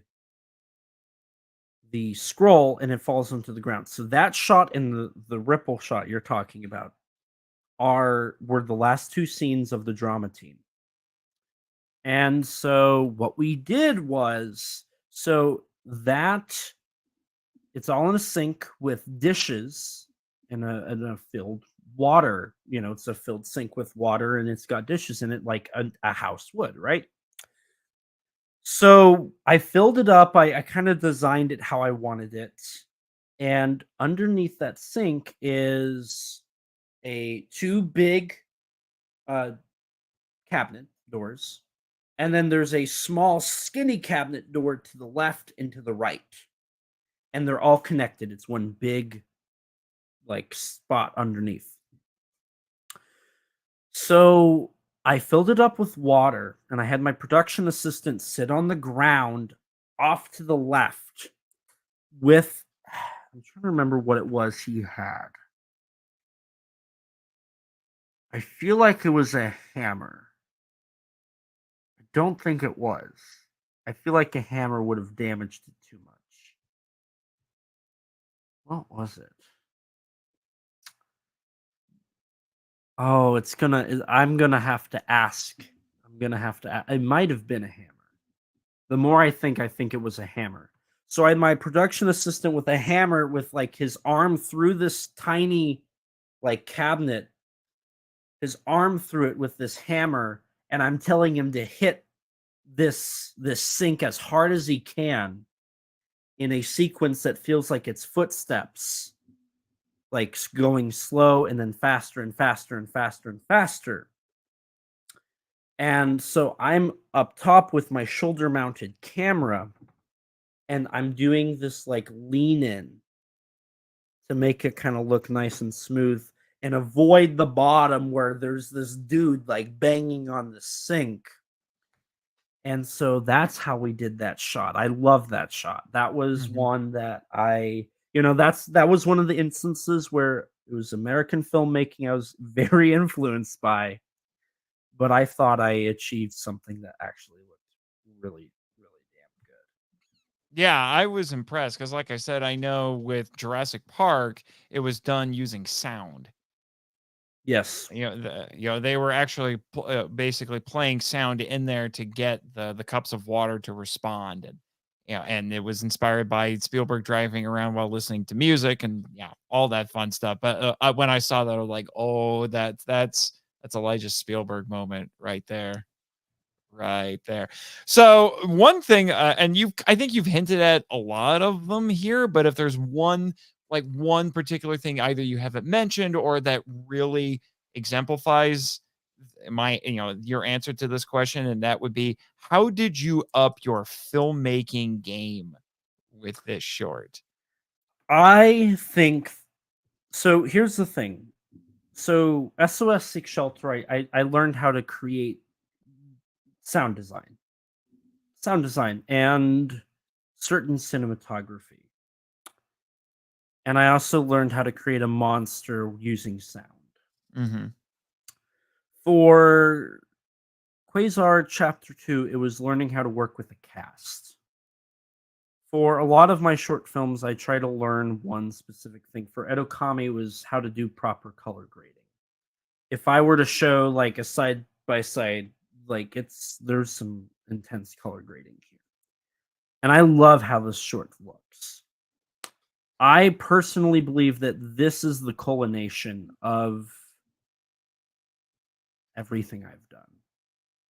I think this is the best work I have done. I think that this is my jumping off point from student to official, amateur, semi-professional, however you want to label it. Whatever is from student filmmaker to the next type of filmmaker. That's where I think this is the bridge. And I spent a lot of money to make sure I got what I wanted. Do you want to admit how much? It was over $1,500 for a 6-minute short film. So you could have bought a car. You could have bought a car for the amount I spent. I did spend about that much money on my first car. Yeah. So, and I still have one more part I haven't paid off yet, but that I'm going to pay off here hopefully in the coming couple of weeks. So this is me taking everything I've learned and trying to learn more. Mm-hmm. And I believe that this was a semi-professional looking short film. And I think that is very important. Mm-hmm. And I think for the first time, I'm truly happy with the final result. Like, this is a film that Okay, sure. Maybe if I go back, I'll be like, oh, I should have done this. I should have, whatever. You know? Noticing small things. But this is the first time where I think I can say confidently that this is almost a perfect translation from what I saw on the page to what ended up being the final product. Hmm. And I think that at the end of the day, that is what is best. I Hmm. had I had a moment like that on SOS Seek Shelter, but here I had a full moment like that. And I Hmm. can't wait to see where I can go from here. I can't Hmm. wait to see what I can learn from this to make it even better. Mm. Mm. You're anticipating some of my remaining questions here. I am going to ask you. I am going to ask you the hard one. The hard one, which is, what do you wish you could have done better or differently? Looking I back don't think on it. I have an answer right now. Mm. I think I honestly, the one thing that I could maybe say is I wish I didn't have a time limit. Yeah, you wish you could have gone longer than 6 minutes. I wish I could have put in more of the monster, Mm. but I also don't think the lack of monster is a bad thing. I think No, it ends yeah. up being in there maybe 5 to 10 more seconds I would put. I know Kim mentioned adding like doing an extended cut on my YouTube channel. I don't know if I would really add much more. I have, like I said, I have like 10 minutes of footage, but the lack thereof, I think, makes it all the more interesting. I'm going to be honest with you. Having watched it twice, I don't find myself wanting more of the monster. I felt like what was in there was very appropriate. I didn't, because I'm just like, what else are you going to do with this thing? Mhm. So I'm not clamoring for it. I can tell you that right now. And this was something I meant to bring up when you're talking about the Japanese influences, and this was something that dawned on me, in between viewings when I was thinking about it. And then when I watched it again today in preparation for this, I realized, yeah, he really did fit this, and that is this very much. And I'm also thinking of this because Grattan brought up how it doesn't. It's partly because it's so short, it doesn't necessarily have a three-act structure. But I'm sitting here and I'm looking at this like, yeah, but this actually has a pretty traditional Japanese story structure. It's which can be summarized as a slow burn to an explosive finale and then a very quick resolution. It's so if you were to look at this as a graph, with the a traditional Western story, it's kind of like rising action and it stays up there for a little while and then it starts to slowly come down. Whereas with the Japanese story, it's that line goes up slowly, slowly, slowly, slowly. Then it peaks really hard and really fast, and then it comes right down. And I felt like that's what you got here.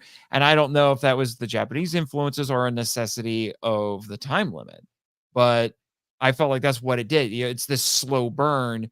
You see the monster for 20 seconds, and then it's over.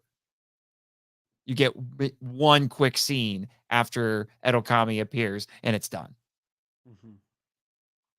Yeah, and one thing I will say that I also appreciate about how it ended up working out, for me, it doesn't feel like 6 minutes. It moves by, I think, pretty well for a short film, considering some of the short films I have seen that are 6 minutes or less. They feel a lot longer than 6 minutes or less, and so I think it's kind of a brisk watch. And I think one thing is you don't necessarily want to see more like in SOS Seek Shelter. You feel like, I feel like the story here is complete. Mhm. I like there would never be a sequel to this. I wouldn't want one. And I think that's something that I like is it works. I mean, if you wanted to build off of it, you could, but you don't have to. And I like that. I think that's very much a strength. Mm-hmm. Mm-hmm. I do have one more question related to the actual filmmaking, and then I think we'll transition to talking about the premiering this and at G-Fest and all of that, and what might potentially be next, which is why did you make the decision to ADR the entire thing? Because that was one of the things when I first watched it at G-Fest, I picked up very quickly that this was all ADR. Yeah, so I wish I could be like, oh, it was a creative decision. It comes down to I could not get the audio I wanted for the scenes. And so, like with SOS Seek Shelter, everything was done in ADR. So the whole film from the bottom up was redesigned in post with Foley sounds, with dialogue, with the interactions with things. I think the only thing that shows up that was from the raw recording from the camera itself was the breaking of the statue. That is the one moment in the film where I think there was actual sound from the camera that made it Mhm. into the final film. Yeah, because you didn't have a boom mic for this. Correct. That is the next thing on my what to buy for my production uh list is a boom mic, and then I have to find another friend who can be a boom operator. Yeah. So it was basically done for practical reasons. I do know that you also mentioned some stuff with Grattan about how you enjoyed the level of control doing the sound effects in post, and the audio in post allowed you to have. Yes, there were some lines that the actors kind of improvised on set that, while made sense while filming, when I rewatched, I was like, I don't like that. And I I very much wanted to replace those lines. And so in post I was able to rewrite it, a blend of what was on the script with what they said into this perfect blend of a natural response and what I wanted. And so it gave me some ability there. And then I got to, you know, m- make it a little more crisp, a little more clear, Mhm. because when you're filming outside, it's going to be a disaster no matter how you do it.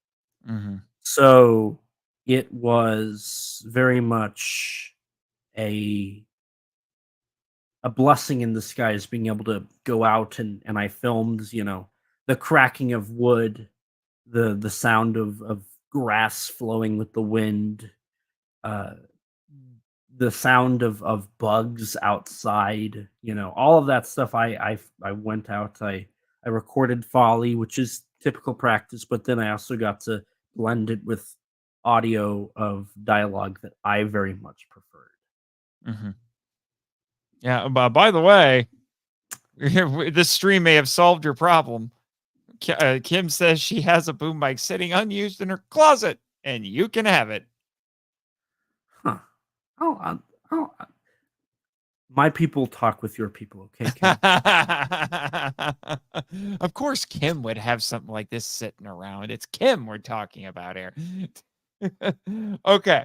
Okay. So let's get to what would be a lot of very new information, because since you did the stream with Grattan, the short film has premiered at G Fest and all that.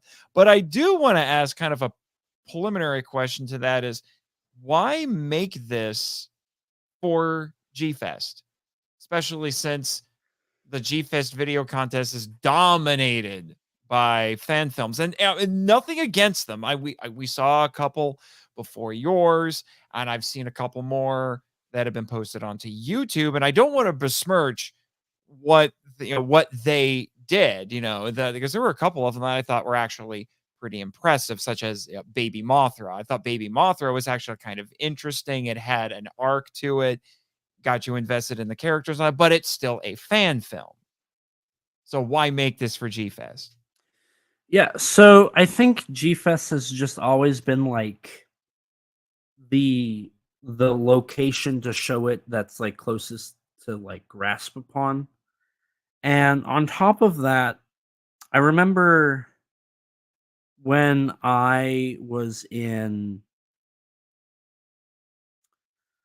did my first short film, and it was a fan film. I think this is some lore that I haven't talked about. So Hmm. so when actually there's a couple things here I'll throw out. So when I did my first short film, Quasar Episode 1, and it didn't win. I was all about having like a plot, a story. Even though it was awful, I wanted a plot and a story because, to be honest here, most fan films, this isn't a bad thing, are a fight and one wins. That's it. That is the fan film structure for the most Mm-hmm. part. Yeah, it's because they're showcasing not showcasing narrative so much as they're showcasing either stop motion, filmmaking techniques, cinematography, or whatever. It's showcasing other things. Yes. I love my plots. I love a movie with a plot. I love having plot. I love story. I love the idea of a story. And so that is something that I have always wanted to do with my short films, my projects. I want a story. I want a plot. I want something that people can remember or feel like they've experienced. And so when I did my first one, Mark Bailey also did a short film. It was not his first time being in the contest either. He had done it like 3 times prior or something. And he did a animated silent short, which was really cool. And I remember him mentioning how like creating an original product was important to him. And that was something that stuck with me. And if I go back, I look far enough, I can find some of the emails we shared about talking about films and projects and whatnot. And so in a way, I owe a lot to him for kind of throwing that out there for me. But more so than that, I remember I can think about in school, one of my teachers always told me, be a leader, not a follower. Do your thing. Don't follow what everybody else says you should do. So I wanted to create something that I liked.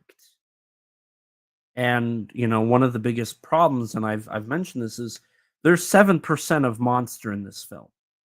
That's it. That's all you get, 7%. But I don't care about monster screen time. It doesn't matter as long as the story is good. You actually meant that was a question that you guys had in your Kaiju Writers panel, and all of you echoed the same thing. It doesn't matter how much your monster shows up. What matters is the story. Mm-hmm. I think to tell a good story, that should come before anything else. So that is why I create the projects that I have for G-Fest. And it's the closest thing to like grasp upon and showcase it. Mm. So that is why I do what I do, and that's why I submit what I submit. And I think I might sound a little cocky when I say this, but I think I've produced something that would be a winner in an amateur contest. Mm. And I've been told by a couple of the winners of the contest, they were surprised that mine didn't win. I was too. But I've told, Grattan and I talked about it. I think in the recording, because I film the live reaction. I always do. I always do that. The audience applause that came after that, and the people that came to compliment me afterwards, says a lot. You Mhm. know, I think of Real Steel, the Hugh Jackman robot boxing movie at the end, where Zeus still beats Adam based off of the judge's score, but they say, "It sounds like you're the people's champion." Mhm. And he says, "People's champion sounds real good to me." I would argue that I won the audience that day. And, again, maybe I'm being egotistical there. And if I am, I'm sorry. I'm sorry that that's how it comes across. But I am thrilled with the final product. The reviews I've heard have been very good. The applause, the response at the showing, very good. And that is very meaningful to me. Mm. And I didn't make a stop motion amateur fight between two monsters or four monsters or 12 monsters. I didn't make a movie with a copyrighted character. I went out of my way to not have anything copyrighted outside of my own creations in the short film. I am more than happy to pay more to have original content. And to me, that's a winner. There is nothing derivative. I'm influenced. There's clear influence all throughout the film. But it is my work Mhm. and it is my product. It's my project. And and this is again egotistical, and I'm not being demeaning when I say this. When you watch my short film and you watch the other short films, I think it stands out. Oh yeah. And that's not a negative thing. I'm not saying that. I mean, there are some genuinely beautiful short films that were in the contest. There's some beautiful cinematography, amazing stop motion, great ideas, cool concepts, intricate stuff. I mean, I know there's some that also did men in suit action. Like, props to them. I know what that's like. Mhm. Props to them. I know what stop motion's like. Props to them. Cinematography, like all of that is amazing. There's amazing work out there. There was Mhm. some amazing stuff. But I also feel like I could say that for mine. Mhm. And I think at the end of the day, what I created was something that might have not been right for G-Fest. I was wondering about that because in Grattan's stream, you seemed very confident about sending it to this contest because you thought G Fest was the place to send it to get a reaction from people who are neck deep in this genre and they know it, they understand it, and they would be the ones who could tell you whether or not it worked or not. And now it sounds like you're rethinking that a little bit. Not on the audience. I think the audience 100% got it. I think the audience 100% uh, was right for that. I mean, the reactions that I got from that showing were overly positive. So I know the audience 100% got it. Mhm. Yeah, and it wasn't just because I know that me, Danny, and all of your friends, we were all there, Mhm. and we were excited once we saw your logo pop up, and we're like, "Yay!" So we were, but it wasn't just us. It wasn't. There was a good applause after the showing. There was a good. I had people come and say, "Is that your short film?" And they were like, "That was like they came. They stopped everything they were doing to come compliment me." Actually, after my short film, a lot of people left. I noticed, which I thought was really weird. But Yeah, because I, there's still like 2 hour, no, an hour and like yeah, 40 yeah, minutes left of yeah. stuff. But I think, I think that the judging process is not aimed for a film that is approaching originality and creativity. I think the judging process is aimed for humor and fan service. What is a fight we've always wanted to see? What's something funny that you chuckled at? You know, Mhm. what's and I've been told, at one point one of my projects I was developing was called Ghidorah the Explorer, which was a parody on which was a Dora parody of with Ghidorah. Ghidorah would play Dora, Kong would play Boots, and I had a whole thing here. I have the logo somewhere on a hard drive, and I was told like that's a shoe-in win because it's comedy. It's derivative work. That is something that would get the audience and judges to laugh. That you win. Mhm. But I don't want to do something that's a cop out win. I want to make something that challenges people. Okay, look at the cinematography, look at the lighting, look at the Mhm. color grading, look at the effects utilized. My friend Yoshikazu Ishii, who has worked on tokusatsu films, told me, "How did you do those trees? Those look amazing."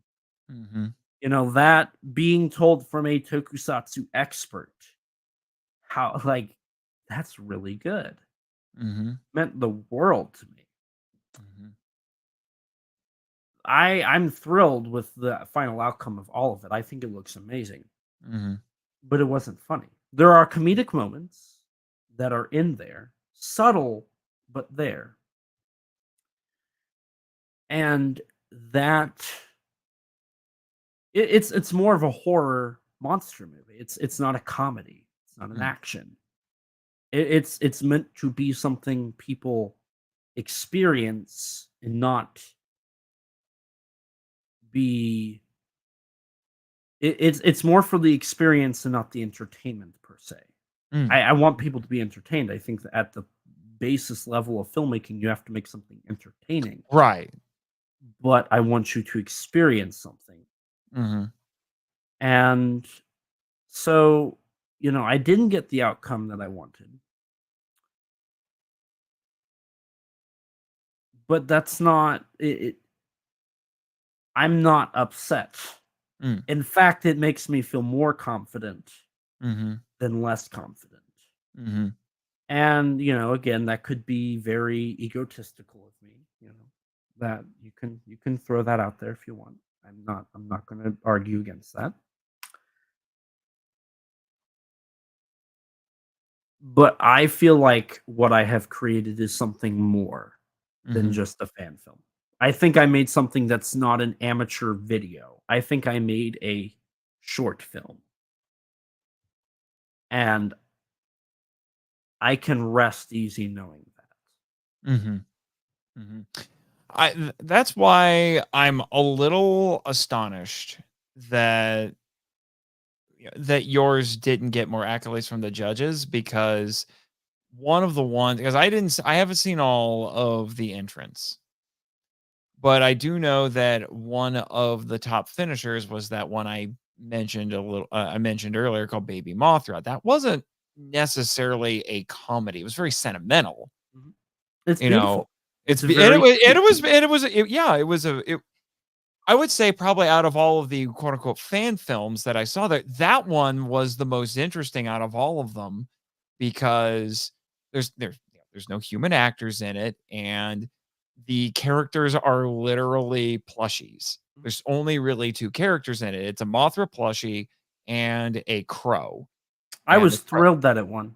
I was yeah, thrilled. yeah, and but when you watch it, there's no dialogue. It's all told with music and some sound effects, and I would say honestly, in terms of sheer cinematography, this was the one that I would say like this one's competing with Elijah right here because this guy, from what I could tell anyway, and I don't know for sure, it looked like he used a drone to Yeah, record there's footage drones. where he's flying through and getting through a forest and getting shots there to get POV shots of Mothra or the crow flying around.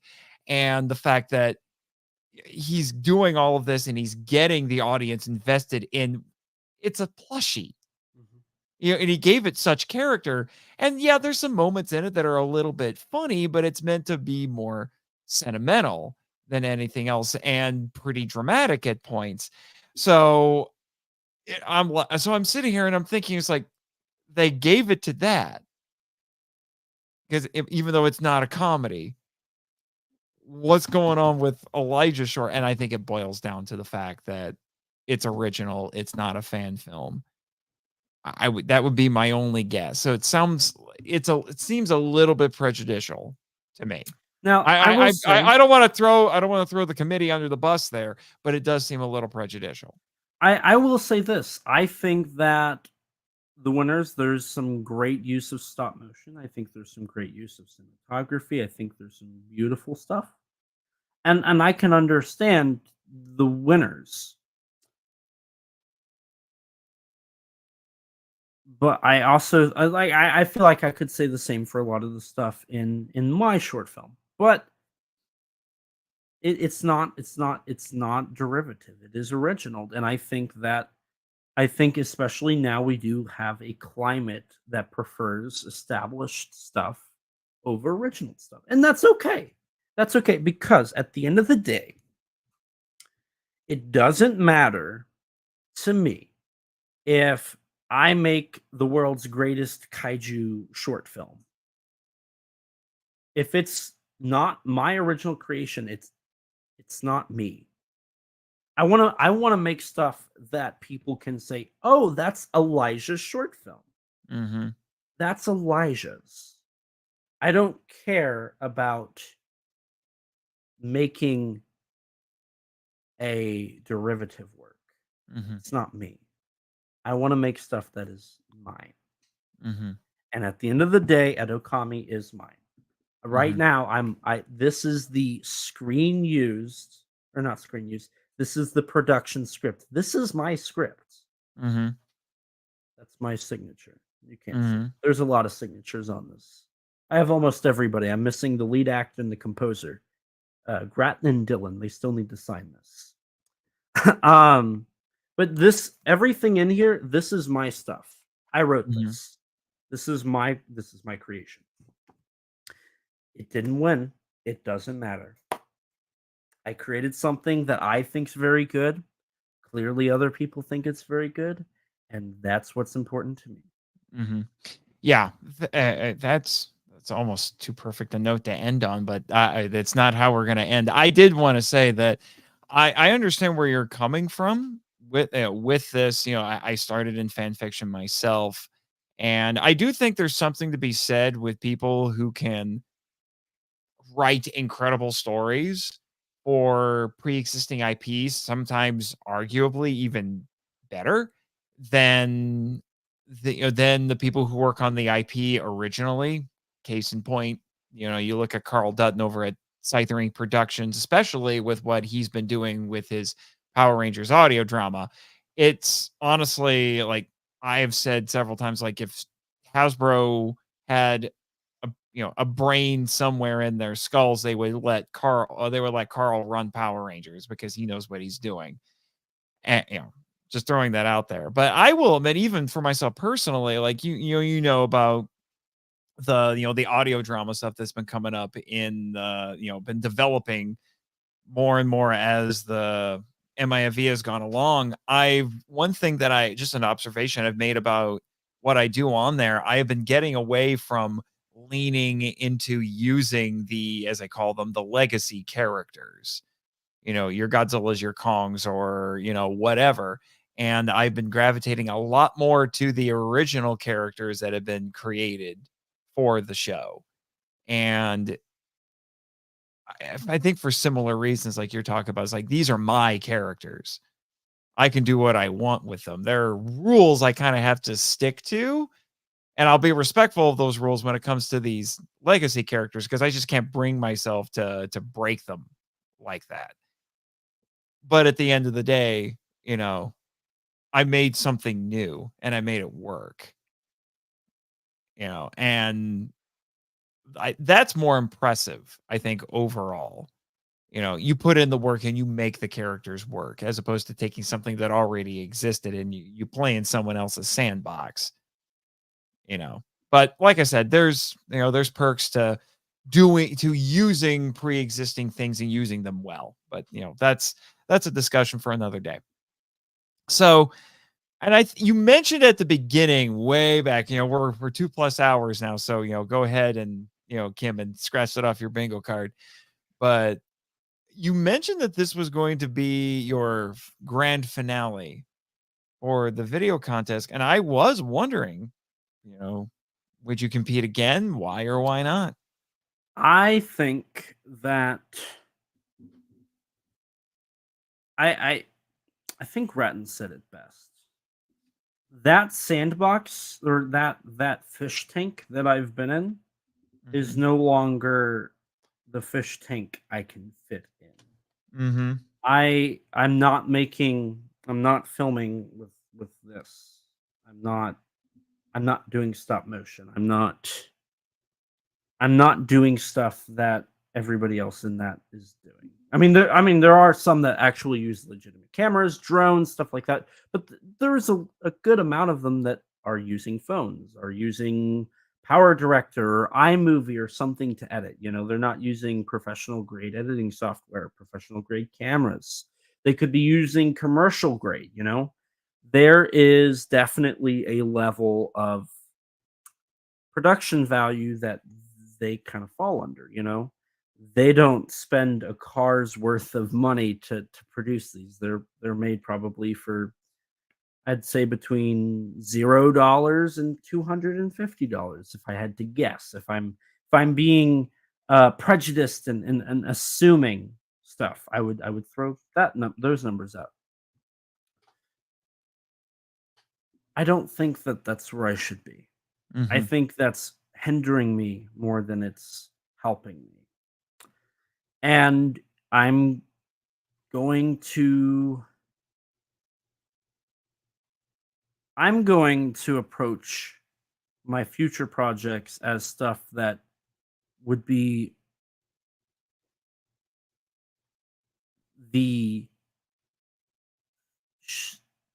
what would play before the amateur video contest. The stuff that isn't it may not be like 100% professional, but it's on a level that you could put it with works like Conga TNT. I was going to say, so Elijah Thomas, director of Kaiju Glam Metal Shark Attack 2, confirmed. Yeah, and so that's kind of where I'm at. Also, just I've done 2 Godzilla fan films and I've done 2 original giant monster things.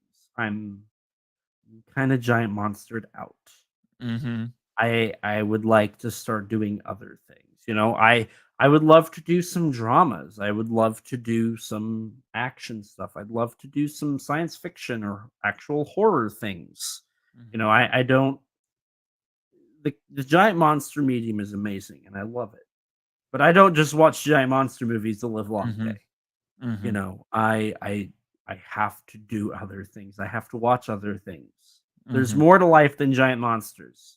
And I think my time in that sandbox is up for now. I'm not done with it. but I think I would like to go on to do other things after Edo Kami does whatever it does. Right. I was gonna say you'll come back to it. I mean, if if Legendary came a calling and said like, "Hey, you want to make a Godzilla movie?" We all Maybe, know I you don't wouldn't know. say no. I You I wouldn't might say no. I don't know. I would pull a Yamazaki. I would not do it if I could not come up with the perfect script. It would have to be perfect. Well, I that's why you call Danny and I, and we'll hammer out the perfect script for you. There we go. Yeah. Because that's an unbeatable team right there. Elijah Thomas in the director's chair, script by Nate Marchand and Daniel DeManna. Yeah, you got a winner right there. That just screams blockbuster. But it'll scream blockbuster in large part because we got one Elijah Thomas helming this ship. There are very few people that I would entrust with a Godzilla film. And congratulations, you're on the list. Thank you. Thank you.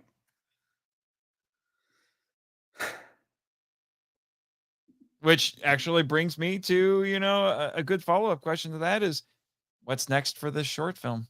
What's next for Edo Kami? I'm basically sold on doing a film festival run with it. The only things keeping me from doing that is I need to get a poster made for it for the Film Freeway page for it. And then I have to get a couple things. I probably should get some published reviews out there or get some sort of like written stuff on it so I can throw that up on there so it's more enticing. Just enhance the marketability. So poster, getting some opinions, really filling out the Film Freeway page with stuff so that when I submit it to film festivals, I can, they can see, oh, hey, it's good. It's only 6 minutes. Why not have it? Get in some film festivals, maybe see if I can put in some contests. And yeah, that's what I want to do with it. I know eventually, whenever it's done with its film festival run, whenever I can get to that, it'll go up on YouTube.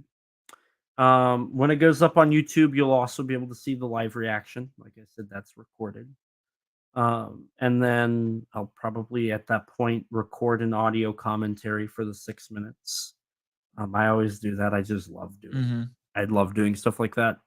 And then I need 2 more signatures on this script. So that's next in my list. I need to get Dylan to sign it, which I'll probably just show up at his apartment tomorrow and say sign this script and leave. And then I guess I'll have to fly out to get Grattan to sign it or ship it out. I would probably fly out. I don't want to lose this. Yeah, I can understand that. And hey, there's an art house movie theater here in Fort Wayne that I'm definitely going to take you to if and when you come visit me. And I'm actually going to I'm hoping actually to return to, it's called the Cinema Center. I'm hoping to return there this weekend because they're doing a 40th anniversary showing of the original Terminator, which was made as an independent film, which I guess is why they're doing the screening and not any of the big theaters, because it is getting released in 4K later this year. So that's why, and it's the anniversary. So, I don't know. I could talk to him and be like, hey, I know an aspiring filmmaker. He's got a couple of short films that you could throw up sometime during, whatever. I do know that there is a good plan to get it on a showing for something, but that won't be for a little bit. But I already have one showing of it basically confirmed. That's outside of G-Fest. That will be in the future. It'll actually probably end up being a double bill with SOS Seek Shelter just as a bonus film. So That's kind of my hope is I know at least that will happen. I've got confirmation from the guy, and then I need to eventually I will get on to trying to get it into some film festivals, Mhm, uh, and get it shown. That's mhm, that's that is next after signatures. mhm. For sure, for sure. All right, and you basically have answered a lot of the other kind of extraneous questions that I had, but I just have one more Okay. to ask you, and that is, what do you hope audiences get out of your short film? Hmm. There's an answer I see that's very obvious here that I kind of want to say, but think it feels too cliche. Mm-hmm. Um, so let me let me throw it at this angle. After my showing, the highlight of my G Fest was a like 5-year old kid Hmm. had his mother come out to talk to me, and she said, can you stay out here to see my son?" And I said, "Okay." I was expecting some 12-year-old, but it was like a 4-year old kid. Yeah. Someone who was And only a couple years younger than you. Ha ha, there. Fine. You can scratch that off. actually, Chin. he was probably 7. I'm horrible with ages. Probably about 7 years old. Yeah. And he wanted to take a photo with me because he loved my short film. I hope that perhaps the thing people might get out of it is not the technicalities of filmmaking. I think that's something that film guys will understand, and I think they'll appreciate that. But not everybody's a film guy. I hope that people can see that if you put your mind to it, you can accomplish anything you want. I set out to do a short film, and I wanted it to look a certain way, and I got it to look that certain way. And it cost more money than I expected, but I think that's important. I think it's important for people to know that you can do anything you put your mind to. Mhm, And if that's what people get out of it, I would love that. mhm, I'm not looking to do like to be the next influencer. I'm just looking for people to be able to run with what I'm running with. mhm. And maybe they also see that originality can triumph over derivative work. Maybe that's another thing. I'm all for the arts. I'm all for the Oh, arts. yeah. Oh, yeah. It might be a little harder in this day and age, but I could point to a few examples where it did, you know.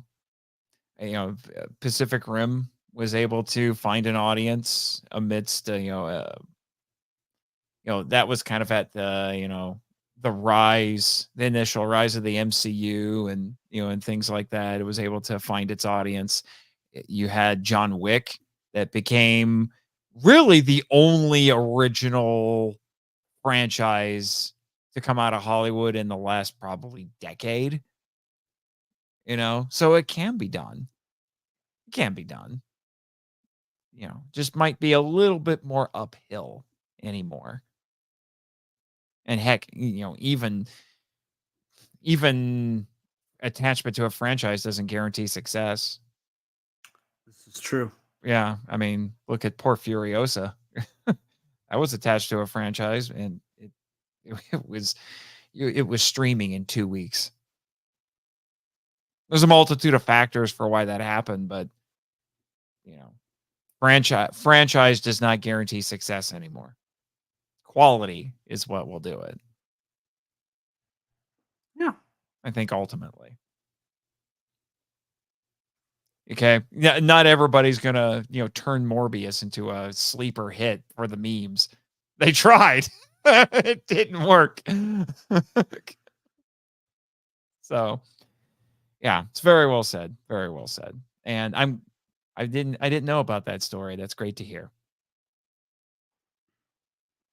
I hope it's something that more than anything else, you take that to heart going forward. You know, uh, I know how tough it can be to, you know, be a creative type, you know, when you're surrounded by a lot of not creative types and they don't quite get you and you wonder if your work really means anything because it's harder when you're a creative to gauge the impact of your work compared to, what a lot of other people do. They can sit there and they can say like, "Oh, I was able to manufacture so many widgets today. Boom, look at me. I'm the best employee here." That sort of a thing. It's harder to gauge that. But when you get, when you have those moments like that, it's what it's what you live for. It lets you know, yeah, what I'm doing actually matters. Yeah. I would say to kind of bounce off that real quick. I would even go as far as to say that at the end of the day, it doesn't entirely. I don't need that. I can find reason for why it matters, like Mhm. the suit. Honestly, just alone having that experience makes Edo Kami matter to me. That the Mhm. fact that I got to learn something. I I love learning. If I can learn something, I love that. Mhm. I love being able to pick up on something and now I know it. Mhm. I learned stuff with Edo Kami, and it doesn't matter if it wins anything. It doesn't matter if it ever gets selected. If it never got shown again, if nobody ever saw it ever again, I could at least say I learned something, Mhm. and I'm a better person because of that. And that alone makes it matter. Mm. Very well said. Very well said. All right. Well, this has gone on for 2.5 hours. I'm kind of impressed with us. So, real quick, because it's getting late, and we've been at this for a while, like I said. So it's time for some shameless self promotion, or yeah, as you put it. The most noblest of streaming traditions. I'll put the audio for this out too. So The most noblest of podcasting there traditions. you go, and live streaming, and live streaming. Well, people can just listen to the credits to get all the stuff for mine. Other than I'll just say, check out my author website, nathanjsmarchand.com, and my new podcast, Henshin Power V3, which I co-host with Jake Hambrick and Christopher Reiner. But this is about you, Elijah, and you got a script. So I do. You you go for gave it. you gave me enough time to pull up my notes and go to my I was gonna digest notes. say, I know you got parts of it just completely memorized. I I mean, do. I listen to your show so much now, I could probably rattle it off for you. Well, see, it's funny because the part that I have memorized 100% is actually not even my shameless self promotion. And I'll just say it real quick because I think it's important. And a huge thanks to Danny DeMena of the Godzilla Novelization Project for his amazing vocals on my short film. You can check him out on Twitter at Danzilla93 underscore GNP or visit his website, GodzillaNovelizationProject.com. And a huge thanks to Grattan Conwell from the podcast Giant Monster BS for composing my short film. You can go and find his podcast on any podcast platform under the name Giant Monster BS, or you can follow him on Twitter at Giant Monster BS.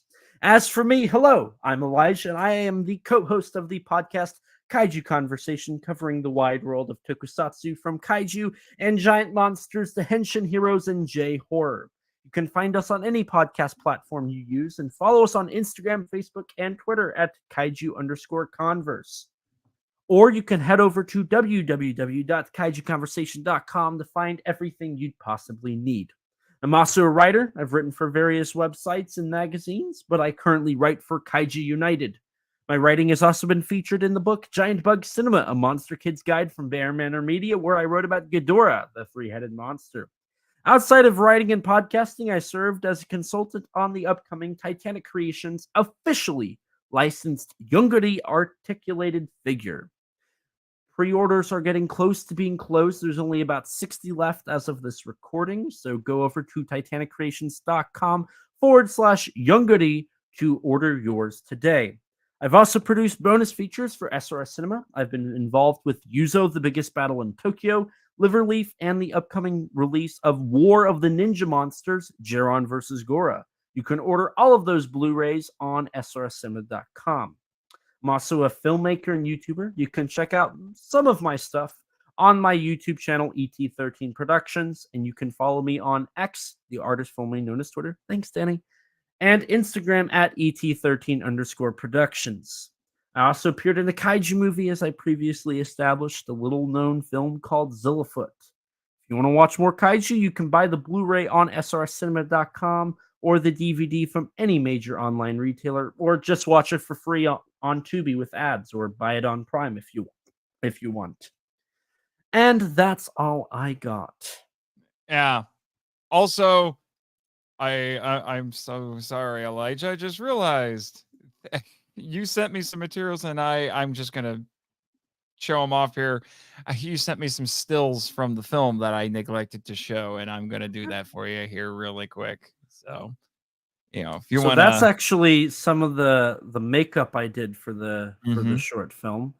Mhm. I haven't done makeup in like 5 years, 4 Mhm. years, 4 years. So doing makeup for this was pretty fun. Mhm. Yeah. Here was the other side of it where you can really see it. This is worn by this actor in the final shot of the short.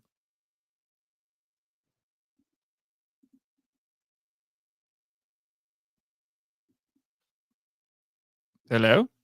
Yeah. Oh, yeah. I was waiting for you to say something. Oh, nope, we're good. Sorry. Sorry. We can move Yeah. on to the Yeah. next one. Yeah. And then I wanted to show this up. This is the actual well. Yes, this is the well. This is a shot. I stood on a ladder and looked down into the well here. Yeah.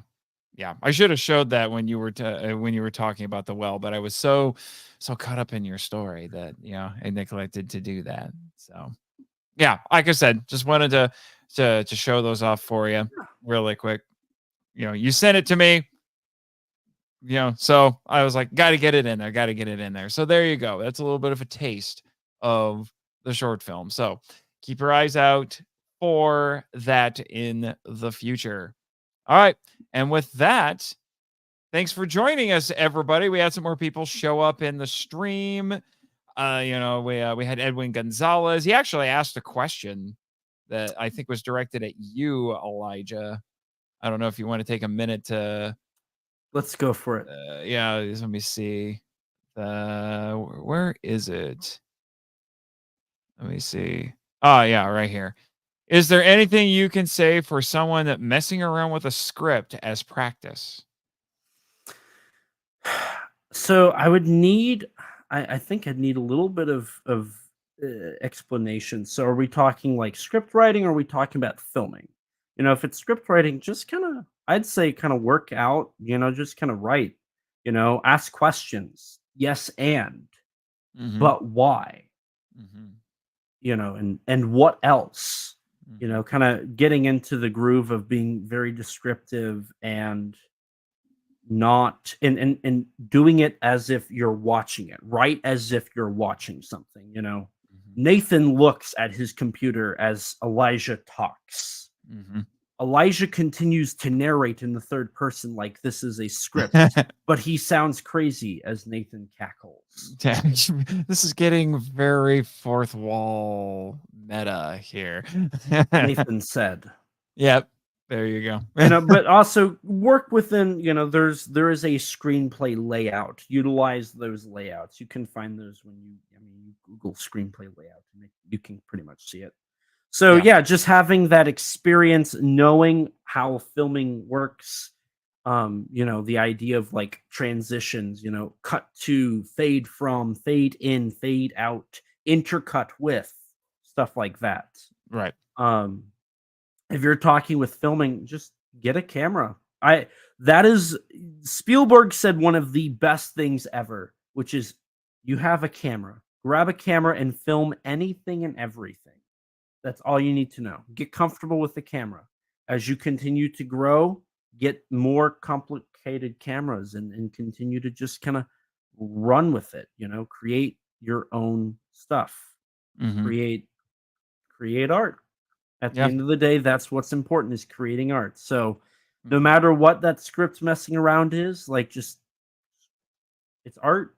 Yep. Create. Yep. Yep. And we also had Kaiju United stop by. Donnie Winters stop Hi, by. Donnie. Hi, Yep. Jacob. Yep. Where did he go? I'm just giving shout outs to everybody before we sound out. The Autistic Lizard Pro Hi, stopped by Brendan. for a little bit. Yep. So I didn't really acknowledge any of them, but I wanted to make sure that I did really quick. So, all right. Now, finally, with that, sayonara, everybody. Bye.